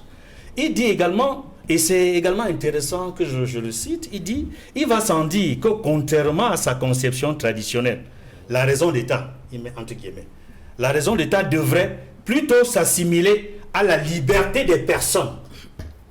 La raison d'État devrait plutôt s'assimiler à la liberté des personnes, la certitude pour chacun que ses droits seront respectés, qu'il ne sera point torturé, car à longue ou moyenne échéance, la torture ou les mauvais traitements sont non seulement dégradants pour leurs auteurs et pour les victimes, mais ils sont également contraires aux intérêts des États. Ça, c'est dans les pages 176 à 177. Je voudrais terminer. C'est la conclusion. C'est la conclusion. Je voudrais terminer en rappelant, le citant encore, il dit « La répression aveugle, la violation des droits de l'homme, et notamment l'usage de la torture, finissent toujours par se retourner contre les États qui les pratiquent. La torture, c'est une injure. Là, je conclus définitivement avec ces propos. La torture, c'est une injure à l'état de droit. Un outrage à la civilisation. C'est une atteinte au prestige de la loi et de la morale. C'est pour tout dire une horrible, odieuse, imbécile et abominable barbarie de l'humanité, dont le but est non seulement l'obtention des renseignements et l'extorsion des aveux, mais aussi et surtout l'accroissement de la probabilité de la condamnation des innocents. L'humiliation, l'avilissement et la négation de l'être humain, la destruction totale de sa personnalité, la désintégration de son âme. Fin de citation. Page 178. Bon, vous n'avez pas lu tout l'ouvrage, sinon personne n'ira le chercher, Edmond Kamgia. Pour sortir de ce sujet, je voudrais juste rappeler ce communiqué de presse du ministère de la Défense qui indique que, effectivement, dans la matinée du 23 octobre 2024, est apparu sur les réseaux sociaux un vidéogramme devenu viral présentant une scène de violence infligée à l'artiste Longuet Longuet. La victime impute ces violences à des éléments de l'antenne de sécurité militaire du littoral, garnison de Douala, 2e région militaire interarmée. Informé de ces faits, dit le communiqué, informé de ces faits de violence sur un citoyen, le ministre délégué à la présidence chargée de la Défense a immédiatement prescrit l'ouverture d'une enquête par ses services spécialisés. En tout cas, nous avons bon espoir que cette enquête ouverte par le ministre de la Défense permettra effectivement, que cette enquête permettra de faire la lumière sur cette affaire. En tout cas, pour ce qui nous concerne, nous n'avons pas de doute là-dessus. On connaît le degré de sérieux du ministre Betty Assomo. D'ailleurs, ce n'est pas nouveau pour ceux qui l'ont connu comme gouverneur ici, dans la région du littoral. C'est un homme d'une certaine qualité et de valeur précise, claire. Donc, nous avons bon espoir, bien évidemment, qu'il tiendra cette promesse et que cette affaire sera réglée. Messieurs, je voudrais qu'on sorte de ce sujet et qu'on évoque une autre question. Je vais aller dans son sens. Bon, on va sortir. Juste un petit point. Oui. Vous avez parlé de la question de pourquoi à chaque fois qu'il y a ce type d'affaires, il y a d'autres affaires qui naissent. En communication politique, on appelle ça ouvrir des contre-feux, en fait, pour pouvoir éteindre l'affaire en elle-même. Donc c'est une pratique usuelle, c'est pas nouveau. Alors, que répondez-vous à ceux au niveau du pourboire qui disent que cette affaire Longuet est sortie 5 ans après, au moment où le président de la République arrivait, où on était en train de dire, on était en train de fermer la bouche à ceux qui avaient dit que le président de la République était mort. Donc c'est à ce moment-là qu'on envoie cette truc pour pouvoir éteindre cette information qui a circulé sur laquelle le président de la République était mort. Donc chacun peut le dire de cette manière. Je voudrais quand même dire une chose, avec ta permission, dire une ou deux choses. Il faut être, excusez-moi, peut-être le terme est gros, de mauvaise foi pour dire qu'au Cameroun, on ne parle pas, il n'y a pas de démocratie. Mon confrère, lorsque vous parlez sur les plateaux de télévision, il y a des pays au monde où on ne peut pas exprimer ce qu'on est en train de faire, il faut l'avouer. La deuxième chose que je voudrais dire, est-ce que le Mossad aux États-Unis, c'est un pays de liberté ou pas? Mais il y a la torture, vous l'avez vu tous les jours, on la voit ici. Il y a des condamnations à mort au Cameroun, il n'y en a pas, on ne tue pas au Cameroun.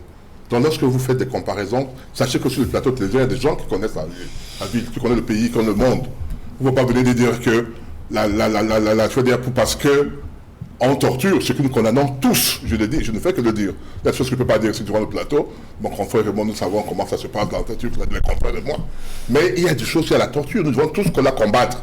Mais pour la combattre, il ne faut pas donner non plus l'impression que le Cameroun est le seul pays au monde où il y a la torture, et que parce qu'il y a la torture, il n'y a pas de liberté d'expression. Ce n'est pas vrai, ce n'est pas lié. Parce que s'il y a la torture en France, s'il y a la torture aux États-Unis, il n'y a pas de liberté d'expression aux États-Unis. Il n'y a pas de condamnation à mort aux États-Unis. Vous voyez le gars, là, qu'on appelle le noir, qu'on a tué avec le coup, etc. Vous n'avez pas vu ça, c'était aux États-Unis, c'était pas en Afrique. Donc, ne donnez pas l'imposition, ne ramenez pas tout à la politique. Lorsque vous amenez tout à la politique, vous braquez certaines personnes qui sont ouvertes, qui se disent, mais il faut bien que ça change dans le cadre positif, mais vous ramenez tout. Alors, je termine en disant à mon confrère, il y a le ministère, on a eu le ministre de la Justice ici, il était peut-être délégué en 2008. Pendant qu'on a arrêté les gens que nous on allait plaider, pour lesquels on allait plaider, on ne l'a pas vu parler. Donc il n'y a pas que le président de la Cour suprême qui lui ne rend pas la décision tant qu'elle n'est pas à son niveau. Il y a d'autres, le ministre qui est de l'exécutif, et dans ce pays c'est l'exécutif qui ordonne des arrestations, vous le savez très bien, parce que c'est la hiérarchie du ministère public et autres. Donc lorsqu'on a été ministre et qu'on n'a pas pu le faire, ne mettez pas tout sur...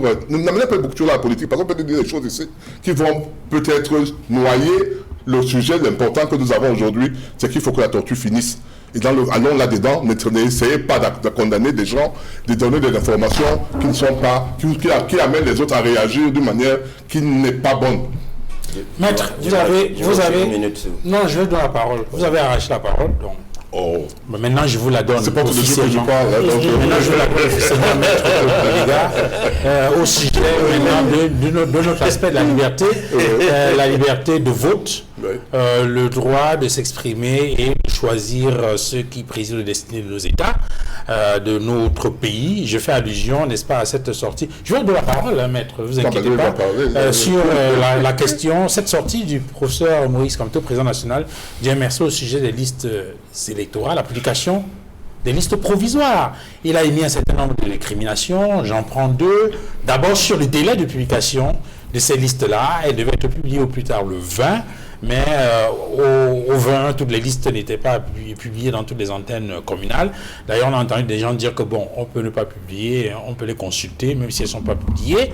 Deuxième récrimination, c'est qu'il y a environ 120 000 électeurs dont les noms ont été extirpés des listes et les traces n'apparaissent nulle part. Et la raison qui a été évoquée, c'est qu'il y avait absence d'empreintes biométriques. Et la réponse du directeur général de l'ECAM, c'est que les professionnels de la polémique doivent se référer à la loi plutôt que d'écumer les médias des... mais il ne s'est pas limité à ça. Il a dit qu'il doit refaire la loi qui dit qu'il y a une possibilité de vouloir saisir les organes compétents pour pouvoir rectifier. C'est tout. La réponse est là. Moi, je ne sais pas où est le problème. Il ne devait même pas avoir débat. Le professeur Kamto a fait des remarques qui peuvent être fondées. Les listes qu'ils ont publiées sont des listes provisoires. Donc, elles peuvent être modifiées, changées. Et selon une procédure qui doit être suivie, quand suivre la procédure, c'est ce que j'ai pu comprendre de l'intervention du président comment on appelle ça, des élections. Moi, je ne suis pas son avocat sur ce plateau, mais c'est ce que j'ai pu comprendre. Donc moi, je pense qu'il ne faut pas tout. Mais est-ce que l'alerte est compréhensible quand même? On regarde l'impact que cette étape peut avoir sur le processus électoral. Mais c'est possible, oui, pourquoi pas? Il y a toujours des erreurs, il y a des fautes. Moi, je dis, il n'y a pas les gens sains. Il ne faut pas qu'on donne l'impression qu'il y a d'un côté des sains et de l'autre de notre... Même parmi les gens qui sont à l'ECAM, il y a des gars qui sont peut-être incompétents, il y a peut-être des gens qui volontairement peuvent créer des désordres, il y a des gens peut-être raison qu'il faut suivre la loi. Si la loi dit que l'ECAM s'est trompé, il faut bien qu'on saisisse les instances qui sont là pour dire à l'ECAM vous vous êtes trompé, il faut rectifier, etc. C'est tout. Pour moi, c'est bon. Pour moi, vraiment, c'est pas un débat. C'est pas un débat. Si je voulais taquiner quelqu'un avec quelqu'un de MRCC, je devrais taquiner, mais je veux pas. Il n'y en a pas ici, je ne veux pas taquiner. Alors, maître Augustin Gueffard, sur cette question, évidemment, avec la possibilité de dire ce que vous vouliez dire tout à l'heure avant qu'on passe à un autre thème, est-ce que vous comprenez la pertinence de la sortie du président national du MRC et les enjeux que peuvent charrier, on va dire ça comment, ces préparatifs de l'élection présidentielle 2025 dans notre pays? Oui. J'ai introduit d'abord en rappelant que l'ECAM, c'est un démembrement du RDPC. Mais je reviens à la première question, à ma première préoccupation. Le confrère Boliga dit qu'il y a la liberté d'opinion. Non. Ce qui est autorisé au Cameroun, c'est la liberté de bavardage. Il ne faut pas confondre. Souvenez-vous que notre confrère à nous, Kenye Fabien, a été happé ici. Si nous n'avions pas ouvert nos téléphones, parce que nous connaissions X ou Y, il serait dans un autre état. Il faut être courageux pour dire que ça attrape tout le monde, que c'est un système construit pour n'encourager que la liberté de bavardage, qui n'est pas la liberté d'opinion. Si vous assimilez les deux, on comprendra facilement. Revenons donc au problème, à la dénonciation faite. Ça ne surprend que ceux qui n'étaient pas avertis. Si l'ECAM a violé d'abord le temps mis pour ouvrir les inscriptions, ce n'est pas ce que le professeur Joseph on appelle les pressions qui manqueront à cette ELECAM pour encourager ou bien pour aider son ami. Mais il y a un temps pour tout. Et là, je reprends in globo à mon confrère Boliga qui a dit pourquoi c'est maintenant. C'est maintenant la dénonciation de l'autre parce qu'il y a un temps pour tout. Et je crois que vous êtes un fin chrétien, vous comprendrez. Nos conditions sont permanentes. Et quand vous lisez cette œuvre de l'ancien président de la Cour suprême, quand vous êtes presque à la page 150, vous avez envie de le gifler s'il est en face de vous. C'est quand vous lisez les 3 dernières pages que vous dites ouf. Donc il y a un brin d'espoir. Mais l'espoir lui-même, il confie ça uniquement aux journalistes. Oui. Uniquement aux journalistes. Il faut lire pour comprendre. uniquement aux journalistes. Et puis, Longa a su faire. J'étais à cette dédicace. Permettez que je finisse. J'étais à cette dédicace. Permettez que je finisse. Longa, je crois qu'il l'a lu. S'il était au Cameroun, il n'aurait jamais cet écho. On fermerait Equinox, ou bien on interdirait, comme le ministre de l'administration territoriale a fait, sujet interdit. Aucun média international ne ferait écho. Et puis après 2 ou 3 jours, on sortirait l'arrivée d'un ministre qui peut-être s'est égaré pour diluer. Mais le monsieur se retrouvait là où la liberté d'opinion n'est pas à confondre avec la liberté de bavardage. Et ça fait écho. C'est ça qui gêne. Dans votre fond intérieur, je sais que vous, du RDPC, vous vous demandez quel mauvais Dieu a fait qu'il dise cela hors du Cameroun. C'est-à-dire dans la terre promise. C'est tout le problème. Il y aura un temps pour tout où tout s'arrêtera, où on saura tout. Et les Kamna qu'à jongler comme il veut jongler, le moment venu, ça va s'arrêter. Celui qui est là, c'est un autre construit. Il a interdit à la diaspora de s'inscrire, mais finalement il a donné 3 mois. En 3 mois, tout le monde a vu. Je ne suis pas convaincu que l'an prochain, il va encore interdire. Sauf si entre-temps, il va nous dire que tous les appareils sont grillés, de sorte que au renouvellement, il faudra encore attendre. Donc il y a un temps pour tout et on dénonce. Et là, au moins, nous pouvons espérer, avec le passe-président de la Cour suprême, que la communication viendra et puis on ira à la conquête des cœurs. On prendra ces bastilles qui résistent encore. Lesquelles bastilles, c'est chacun qui, à son niveau au Cameroun, essaiera de faire l'effort pour que la petite démocratie rêvée soit au moins implémentée. Parce qu'à l'heure actuelle, la démocratie construit que Duval se bat pour vouloir nous faire comprendre que le président de la République a clamé dans les textes, elle est très loin du Cameroun. Elle n'est pas proche. Il avait dit qu'en somme nous sommes éloignés, mais c'est très loin. Prenez un seul secteur et vous vérifiez. Il n'y en a pas. Il n'y en a pas. Tout RDPC qui viendra s'asseoir là, ce sera de colère qui va nous parler. Parce qu'il n'a aucune phrase douce. Il n'a aucune phrase d'amour. Parce que chez eux, il n'y a que cette barbarie. Il n'y a que cette sauvagerie. Il n'y a que cette violence. Chez eux, vous mettez. Du RDPC. Vous exagérez. Non. Le RDPC, c'est un parti-État. C'est ce qu'eux, ils cultivent. C'est ce qu'eux, ils cultivent. La violence. Il n'y a pas d'amour. D'accord. Il n'y a Alors, pas de douceur. ok. Je vais donner 2 secondes à M. Biliga juste pour dire que ce n'est pas vrai. Et puis je donne la parole à Edmond Kamgia. Dites seulement que ce n'est pas vrai. Non, moi je crois qu'on avait sur un plateau quelqu'un qui devait être neutre, un avocat. Et un avocat dans ses propos doit être mesuré. Tout ce qui est excessif est dérisoire. Je ne vois pas un avocat qui vient dire que tout le monde est méchant, tout le monde est dans un parti, il y a tout le monde qui est méchant. Je n'ai pas parlé de méchanceté. Je ne suis pas violent, vous le savez très bien. Je suis Donc, rectifiez d'abord, je n'ai pas parlé de méchanceté. Confrère. Un méchant, c'est un aigu. Je parle de violence. Oui, mais confrère, c'est 2 concepts différents. On ne peut pas dire sur un plateau où je suis, parce que je suis méchant, je suis violent. Dans tous les cas, vous n'êtes pas d'accord, maître. Et ça, on l'a retenu. C'est ce que je voulais. Et après, demain, quand vous serez à la place que nous sommes là aujourd'hui, vous mettez tout le monde en prison. Il y a des cousins violents. Vous le savez. Il n'y a pas de cousins méchants. Vous savez que demain, lorsque vous serez à la place du RDPC aujourd'hui, vous mettrez tout le monde en prison. Mais si, vous serez même pire. Parce que ce que vous prenez, si vous prenez un propos que vous attendez de alors que vous êtes de l'opposition, imaginez lorsque vous serez au pouvoir, ce que vous allez faire des gens qui ne seront pas d'accord avec vous. Maître, s'il vous plaît, Maître Biliga et Maître Claude Biliga, merci. On avance. Edmond Kamgia, sur la question des inscriptions sur les électorales, les appréhensions du professeur Maurice Kamto, la réaction du directeur général de l'ECAM. Les appréhensions. Chacun dit que le professeur Maurice Kamto dit que le DG de l'ECAM viole la loi. Le directeur général de l'ECAM dit que eux, ils doivent aussi respecter la loi. Finalement, il y a forcément les deux, peut-être. Ça ressemble à un match de ping-pong, de tennis de table. En fait, le débat qui se pose est réel. Il ne date pas d'aujourd'hui. Il date depuis le début des inscriptions. Et l'ECAM n'a pas respecté les textes. C'est ça qui est la vérité. Et l'ECAM n'a pas ouvert les listes pour que les Camerounais s'inscrivent librement au 1er janvier de l'année en cours, à l'intérieur et à l'extérieur du pays. C'était pire à l'extérieur du pays, où pendant les 3 premiers mois, les Camerounais de la diaspora n'ont pas eu la possibilité d'aller s'inscrire. C'est la violation de la loi. Et aujourd'hui, il s'agit simplement de respecter la date de publication des listes, même si ce sont des listes provisoires. Puisque la loi reconnaît la possibilité pour ceux qui sont inscrits d'aller rectifier s'il y a une faute, si le nom ne coïncide pas, s'il y a une erreur. Ils ont jusqu'au 10 novembre. Jusqu'au 10 novembre, par exemple. Mais on se rend compte que l'ECAM, là encore, n'a pas respecté la loi, n'a pas respecté le délai.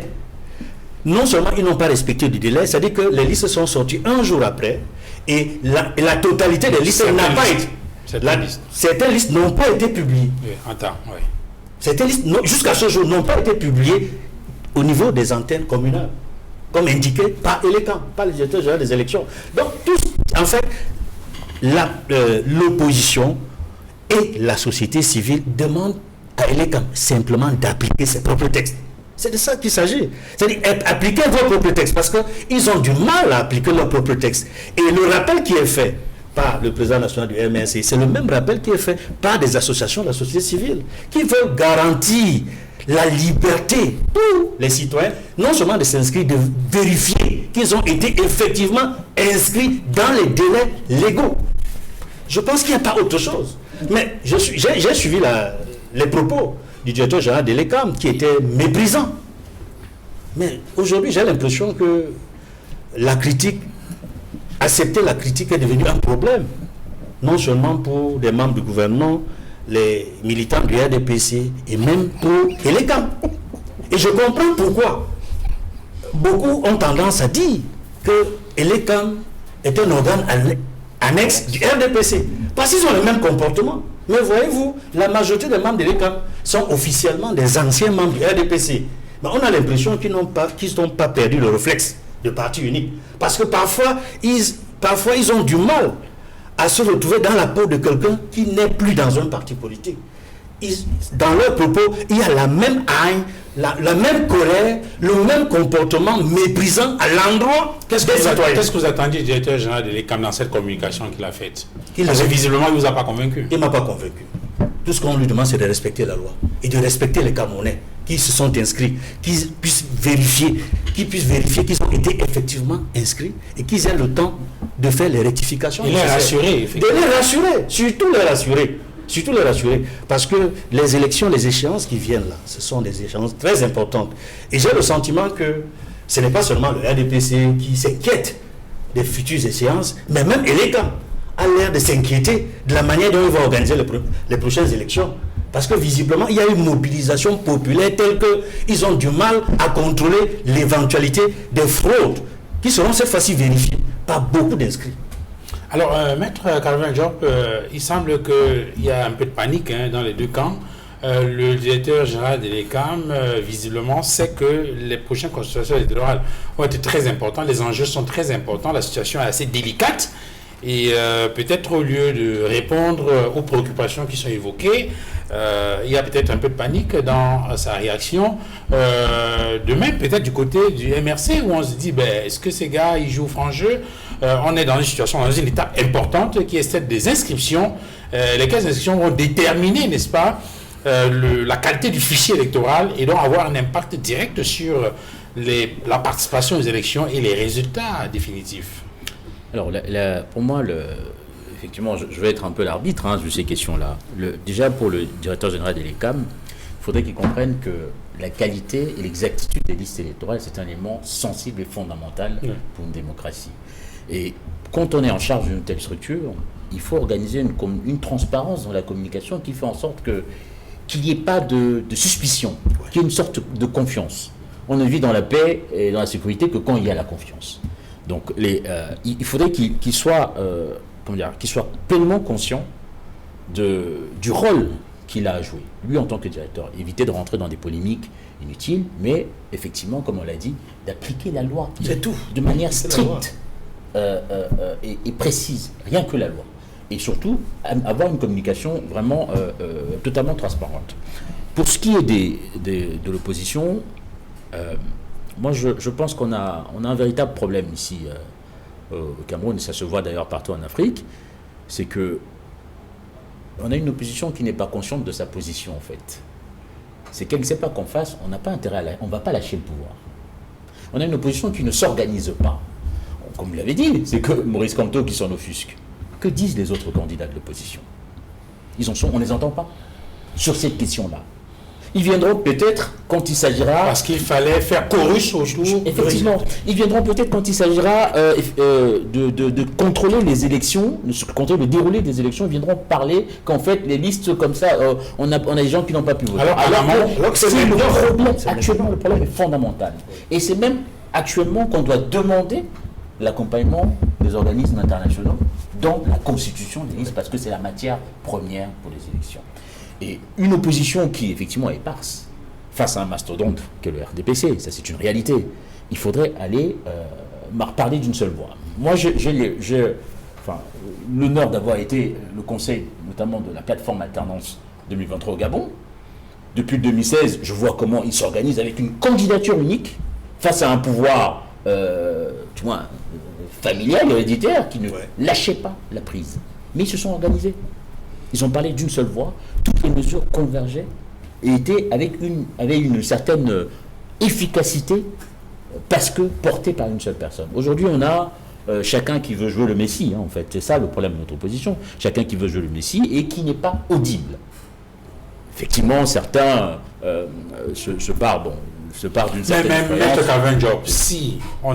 Si le système électoral est transparent, si les règles de jeu sont bien établies et bien respectées par les parties prenantes, est-ce que l'opposition a besoin de s'organiser ou d'avoir une candidature unique?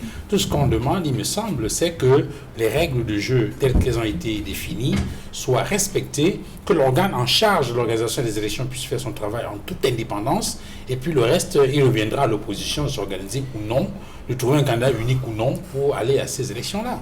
Je vais faire le parallèle avec nous, notre métier d'avocat. On nous dit, effectivement, il faut savoir devant qui on plaide et devant quelle juridiction on plaide. Si vous êtes dans l'opposition en Afrique et vous espérez une transparence électorale, excusez-moi, c'est que vous n'avez rien compris au jeu. Il n'y a pas, à part quelques pays sporadiques où on respecte, entre guillemets, la démocratie, il n'y a pas de transparence au niveau des élections. Et on l'a déjà vu, on l'a critiqué. Longuet a été frappé d'ailleurs par rapport à ça. On le critique depuis le temps. Déjà, c'est ça les règles du jeu. Tant qu'on ne l'a pas compris, on ne peut pas mettre en œuvre des actions qui permettent de contourner cela. C'est ça la réalité dans nos environnements. Et c'est pour ça que je dis que l'un des moyens de contourner, effectivement, c'est de parler d'une seule voix. Parce qu'en face, on a une machine électorale qui ne laissera jamais, mais qui n'abandonnera pas le pouvoir. Il faudrait trouver le moyen de percer cette muraille-là et pouvoir effectivement prendre la place tant espérée et visée. Vous parlez de parler d'une seule voix, d'une seule et même voix pour être mieux entendu. Je voudrais que vous puissiez garder la parole sur un autre sujet. Est-ce que depuis que tout le monde fait chorus autour de la question de la prévention des catastrophes dans notre pays, vous avez le sentiment que les choses bougent? Tout le monde parle d'une même voix pour dénoncer les mécanismes de prévention des catastrophes, mais tous les jours, il y a des catastrophes qui se multiplient. Vendredi matin encore, il y a quelques jours, quelques heures, il y a une digue au quartier Laka, à Kousseri, dans l'extrême nord, qui a cédé. Pourtant, depuis plusieurs jours maintenant, la météo indiquait clairement que les pluies allaient augmenter et qu'il y avait un risque de rupture des infrastructures, notamment ces digues-là. Il y a une alerte qui a été lancée sur ce plateau par Maître Tchèque Ali Assad qui justement indiquait que les risques étaient grands et qu'il fallait justement prendre des mesures. Or, visiblement, aucune mesure précise n'a été prise. Conséquence, cette digue a lâché, les inondations ont noyé complètement la ville de Kousseri. Il y a des écoles, des mosquées qui ont pratiquement disparu, les habitations ont été abandonnées. Pourtant, il y a quelques jours, on était pratiquement dans la même situation et les gens alertaient pour dire attention, attention, attention. Est-ce que finalement, même lorsqu'on parle d'une même voix et on élève cette voix-là, est-ce que les gens écoutent? Là, le contexte est un peu différent. On parle d'une même voix, mais les personnes en charge de régler ces questions-là font preuve d'une incompétence notoire. Ça interroge justement la politique de prévention la des catastrophes dans notre pays. Nous sommes dans une phase du monde, de la vie où, avec les changements climatiques, il y en aura de manière régulière. On doit pouvoir mettre en œuvre des mécanismes de prévention et de contrôle et suivre effectivement ces préventions-là. La question de la digue, je ne suis pas expert, mais il me semble qu'une digue, ça s'entretient. Est-ce que ça a été entretenu? Il ne me semble pas. Si elle arrive à rompre, c'est qu'il n'y a pas eu d'entretien. Est-ce que même en matière de prévention, on a organisé la planification de l'urbanisation de ces zones-là? Ça encore, ça nous ramène à nous poser des questions de politique publique, politique d'urbanisation. Voilà les tares, en fait, pour moi, qui conduisent aux catastrophes auxquelles nous sommes présents. Et d'ailleurs, on aurait pu imaginer que, une fois que ces catastrophes sont intervenues, qu'il y ait un mécanisme d'accompagnement, un mécanisme de réparation ou d'accompagnement des populations sinistrées. Ce n'est pas, je ne sais pas, un Samuel Eto'o qui doit venir prendre son argent et dire que moi, citoyen, je suis sensible à cela, j'accompagne ces populations. Non, ce n'est pas comme ça que ça se passe dans un état de droit, à mon sens. Maître Joseph-Claude Biliga, est-ce que cette partie du pays est finalement abandonnée? Je suis originaire d'une région, d'un département qu'on appelle la Sanaga-Maritime. Nous avons perdu 11 ponts. Pour enterrer les gens chez nous aujourd'hui, c'est là difficile. Nous ne sommes pas à l'extrême nord. Sommes-nous abandonnés? C'est la question que je pose. Non, donc parce que vous avez choisi un côté du pays, en me donnant l'impression que s'il y a une catastrophe là-bas, ça veut dire qu'ils sont abandonnés. Non, ce sont des catastrophes naturelles. Il a parlé de dérèglement climatique. Et moi, j'ai la chance, beaucoup d'entre nous d'ailleurs, d'avoir la télévision dans mon bureau. Je passe beaucoup de temps à regarder Ushayad, regarder les planètes autres. Très peu d'informations, très peu de sport. Et je vois des inondations partout, dans tout le monde. On va dire, oui, tu prends une mauvaise comparaison. Des pays qui sont de très loin plus développés que nous. Est-ce que vous avez des moyens de prévention, plus même techniques, c'est-à-dire savoir qu'aujourd'hui El Niño doit arriver, ou El Nina, qui va arriver, comment est-ce qu'on doit faire? Ils ne parviennent pas, malgré ça, à éviter qu'il y ait des centaines de morts dans ces pays. Récemment, quand il y en a eu, les Catarines et autres, des typhons, tout ça, ça existe.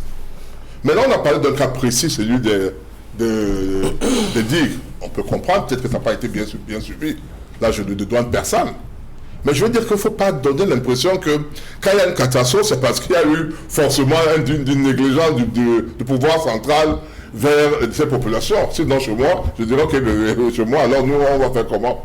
Je suis à 2 pas nous sommes à quelque pas de Haïdé, où il y a les barrages, il n'y a pas de lumière. Nous sommes abandonnés, ils vont nous dire que qu'avons-nous fait? Donc je pense que chacun doit pouvoir... vous n'allez pas faire comme si ce n'était pas un problème.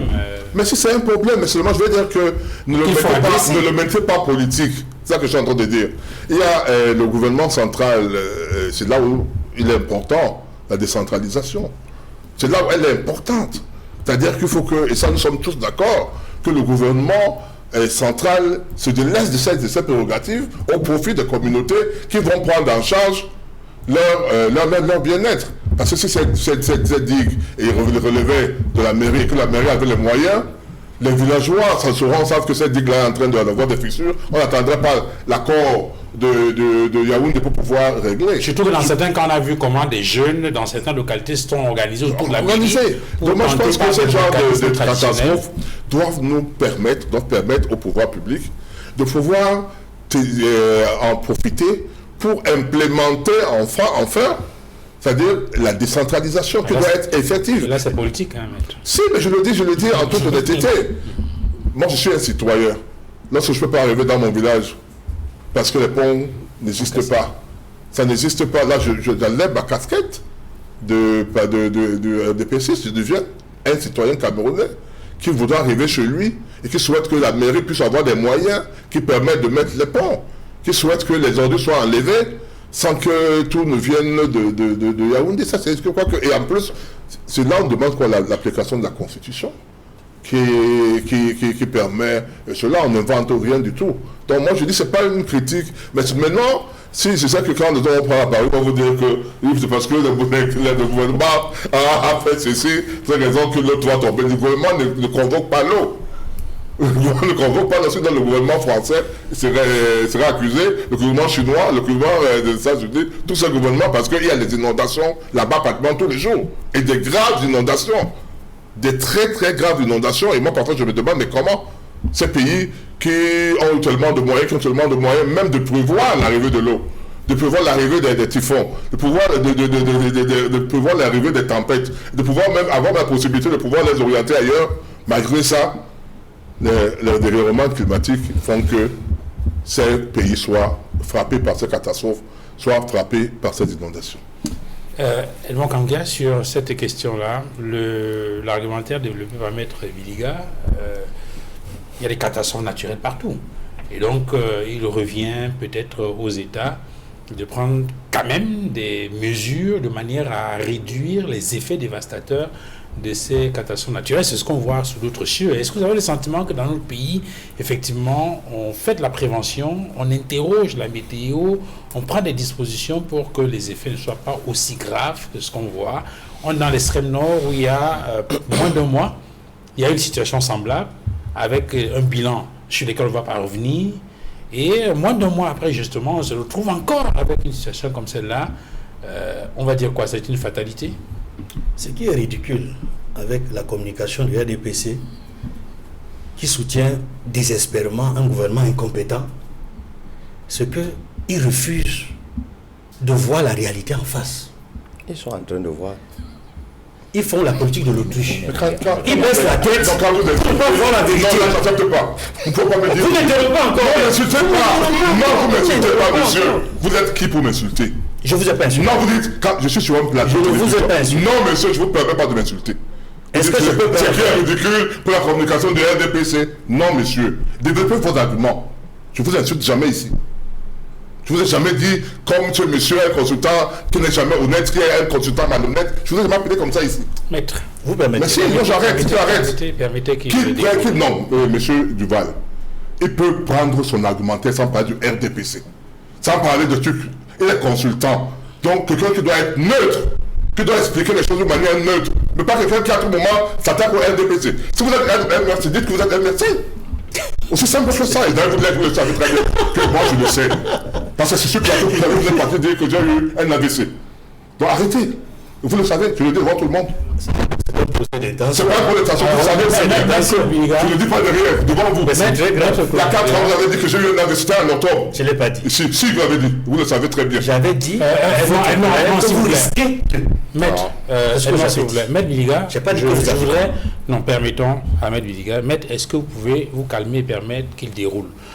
En règle générale, sur ce plateau, et ce n'est pas la première fois que vous venez ici, si vous n'êtes pas d'accord avec le développement qui est fait par un intervenant, vous entendez qu'il finisse. Je peux le faire, non, il faut réagir. C'est interactif. Hein. Parce qu'on oublie en tout temps, ça baisse. Lorsqu'on vient commencer à dire c'est clair, ridicule avec la communication de la RDPC, vous m'insultez, je suis ridicule, moi.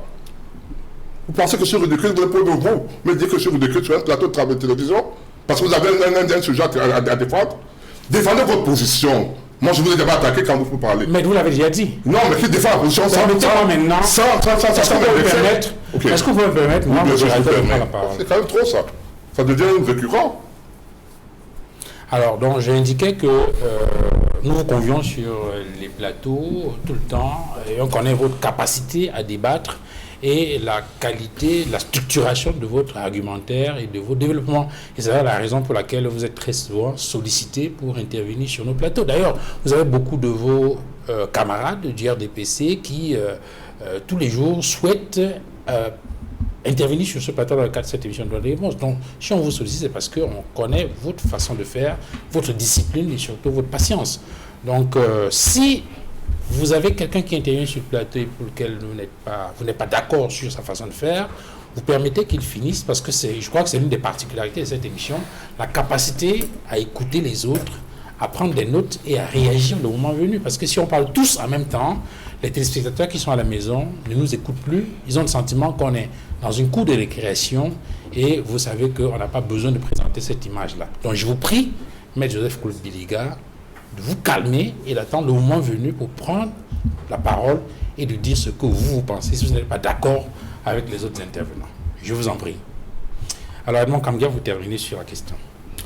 Oui, en fait, je vais revenir à l'essentiel.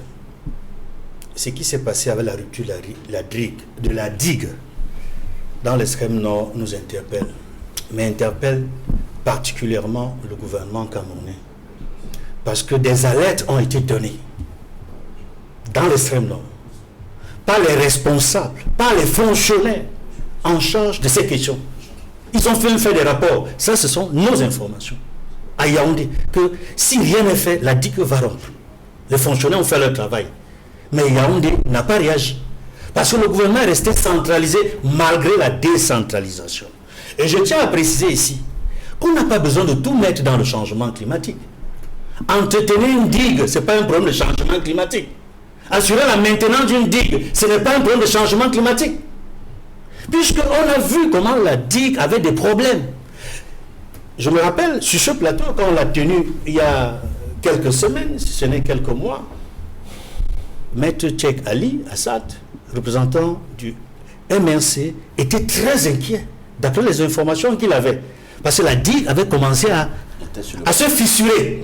Et il disait, il a eu des informations, de bonnes informations, selon lesquelles, si rien n'est fait, ça va s'effondrer.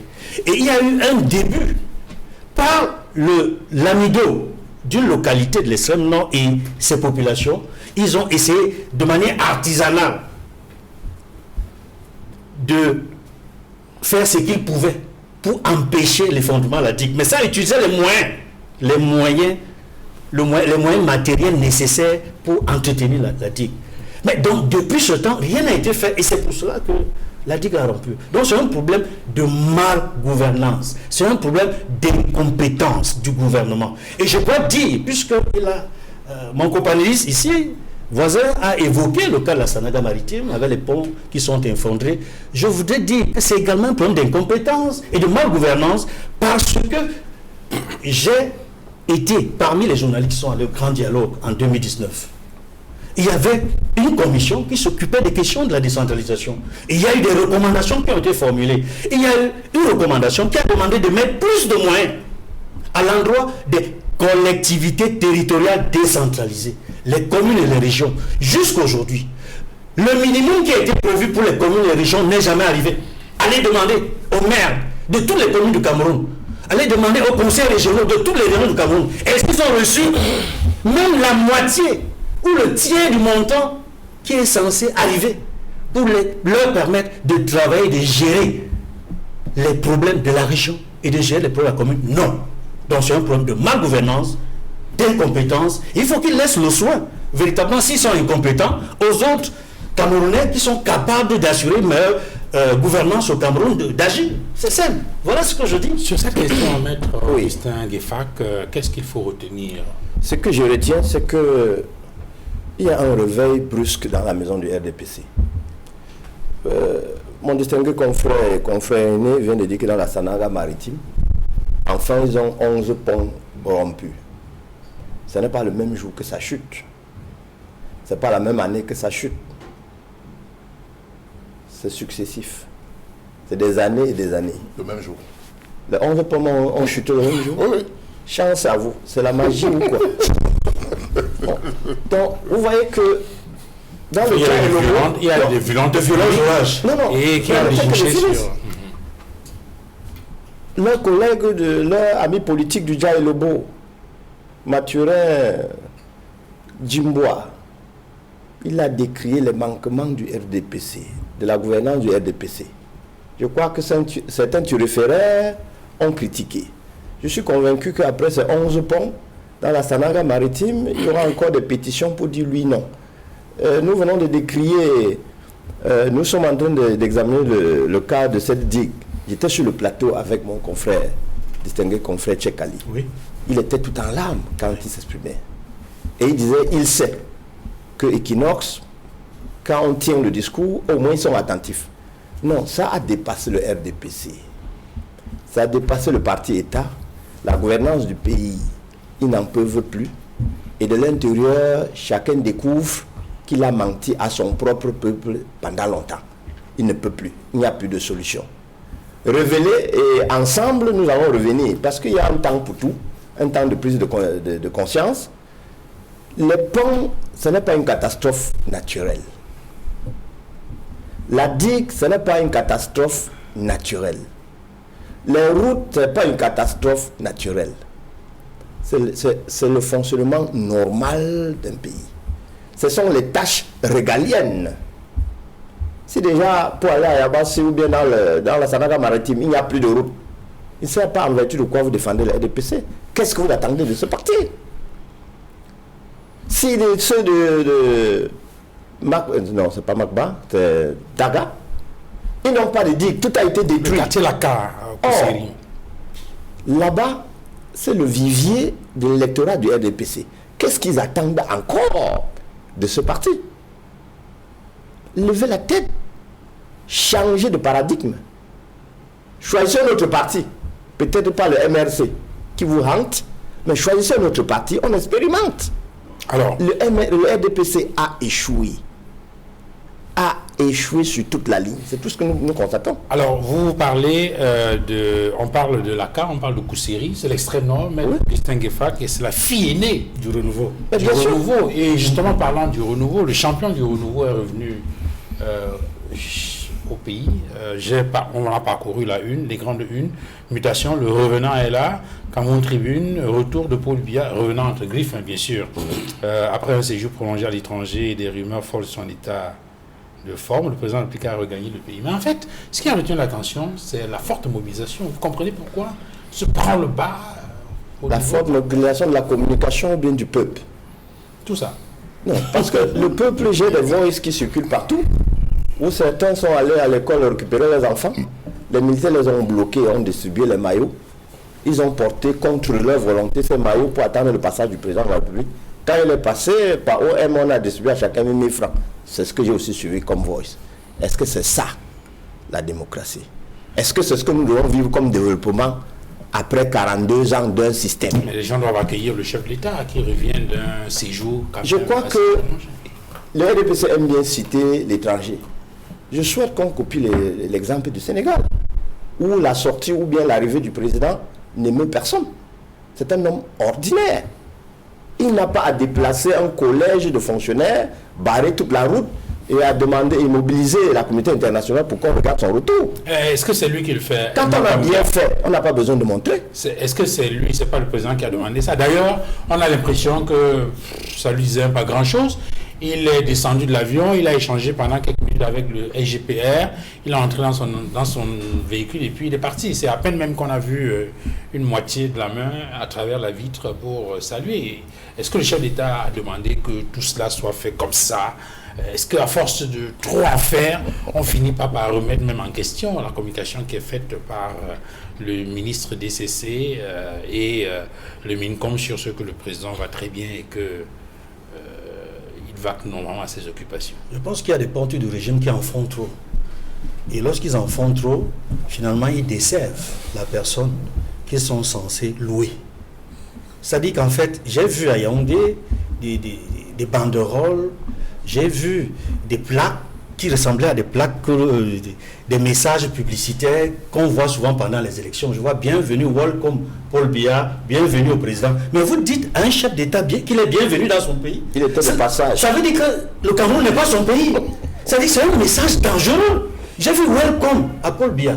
Welcome Paul Biya. Bienvenue, monsieur le président. Mais ça veut dire qu'il est de passage au Cameroun et après il va retourner dans un autre pays, dans son vrai pays. Mais voyez-vous, c'est-à-dire ceux qui font même ces messages-là, mais je vous assure, c'est-à-dire qu'en réalité, ils ne rendent pas service à Paul Biya. C'est des pontes du régime. J'en ai vu, je ne veux pas le citer, un qui est dans la Léquier, qui en fait tellement trop, qu'il a même été recadré récemment, mais il n'est pas fatigué de le faire. Et il avait annoncé récemment, par exemple, une prière, une cérémonie écuménique. Mais comme Paul Biya, là, je ne sais pas s'il va encore faire cette prière.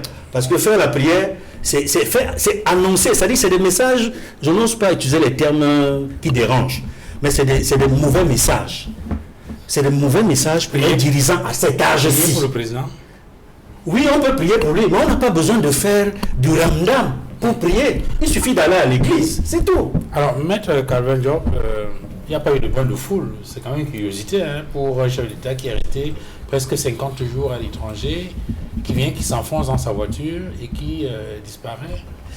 Non, mais c'est ce que mon confrère disait, c'est que non seulement on paye les gens pour mobiliser les gens, on les paye pour se mobiliser, mais aussi on est dans une dynamique de mise en scène où l'image et la personnalisation du pouvoir cèdent un peu, prennent le pas sur les véritables débats de fond. C'est pour ça qu'on n'a pas ces bonnes foules, parce que le véritable débat de fond ici, c'est quoi? C'est l'aptitude à gouverner du président actuel. C'est ça le véritable débat de fond. Donc on masque tout ça avec voilà, cette mise en scène-là pour éviter que les gens ne se posent pas les véritables questions. Et d'ailleurs, depuis qu'il est arrivé, on n'entend plus parler de vacances de pouvoir, des questions machin, parce qu'effectivement, il y a une communication qui est faite à dessein. Et ça pose d'ailleurs la question du véritable journalisme et du besoin d'équilibrer l'information qui est donnée aux populations. Donc, Maître Joseph Claude Biliga, c'est un protocole très léger à l'aéroport. On a quand même observé que la première dame, je ne sais pas beaucoup éloignée, qu'on le voit très souvent. Le directeur du cabinet civil était tout près. Généralement, on voit un véritable protocole. Ce protocole était très léger l'autre fois, ce qui donne à interroger sur pourquoi cette fois-ci ça s'est passé comme ça. Ou bien pour vous, c'est un faute. Une chose est sûre, il n'est pas rentré dans un cercueil. Une chose est sûre, la lumière, la rupture de l'énergie de l'électrique de la veille de 2 jours avant, c'était pas pour le faire venir dans la nuit. Non, c'est ce que les journalistes ont dit. Ils ont dit qu'il est mort, etc. Et il est venu, c'est ça l'information. Quel journaliste a dit qu'il est mort? Je ne sais pas si c'était votre nom. On a dit qu'il est mort. On a dit qu'il est mort et l'information c'était qu'il n'est pas mort. C'est ça l'information, il est vivant, il est sur ses 2 pieds. Il a commencé à signer les décrets dernièrement, c'est ça l'information. Ok. En tout cas, aucun journaliste camerounais l'a dit. Bon, l'information vient de l'extérieur et ça a été démenti. Oui. Là, nous avons été les premiers à démentir cette information. Merci, messieurs, d'être venus sur ce plateau. Merci à vous, Maître Calvin Diop. Merci également à vous, Maître Joseph Claude Biliga. Bon, ça a été un peu chaud aujourd'hui, mais bon, je crois que... C'est parfois de temps en temps de le faire, parce que je suis très calme, mais après, il faut... Moi, ce que je voudrais quand même, ça c'est important, il faut que les panélistes essayent vite de personnaliser les débats. Lorsque je prends une position, que ce soit pour les DPC, ça ne sert à rien de dire les gars de la DPC à ceci. Vraiment, développons nos arguments sans avoir attaqué l'autre. Ok. Et puis quand les gens parlent, vous les laissez finir aussi. Je le fais aussi, une coupe aussi. N'oubliez pas que c'est réciproque. La faute commune ne crée pas le droit. Merci également à vous, Maître Augustin Gueffard. Duval, merci pour cette invitation. J'ai finalement compris, mon distingué confrère. C'est qu'il y a ces 11 ponts qui sont tombés. Merci également à vous.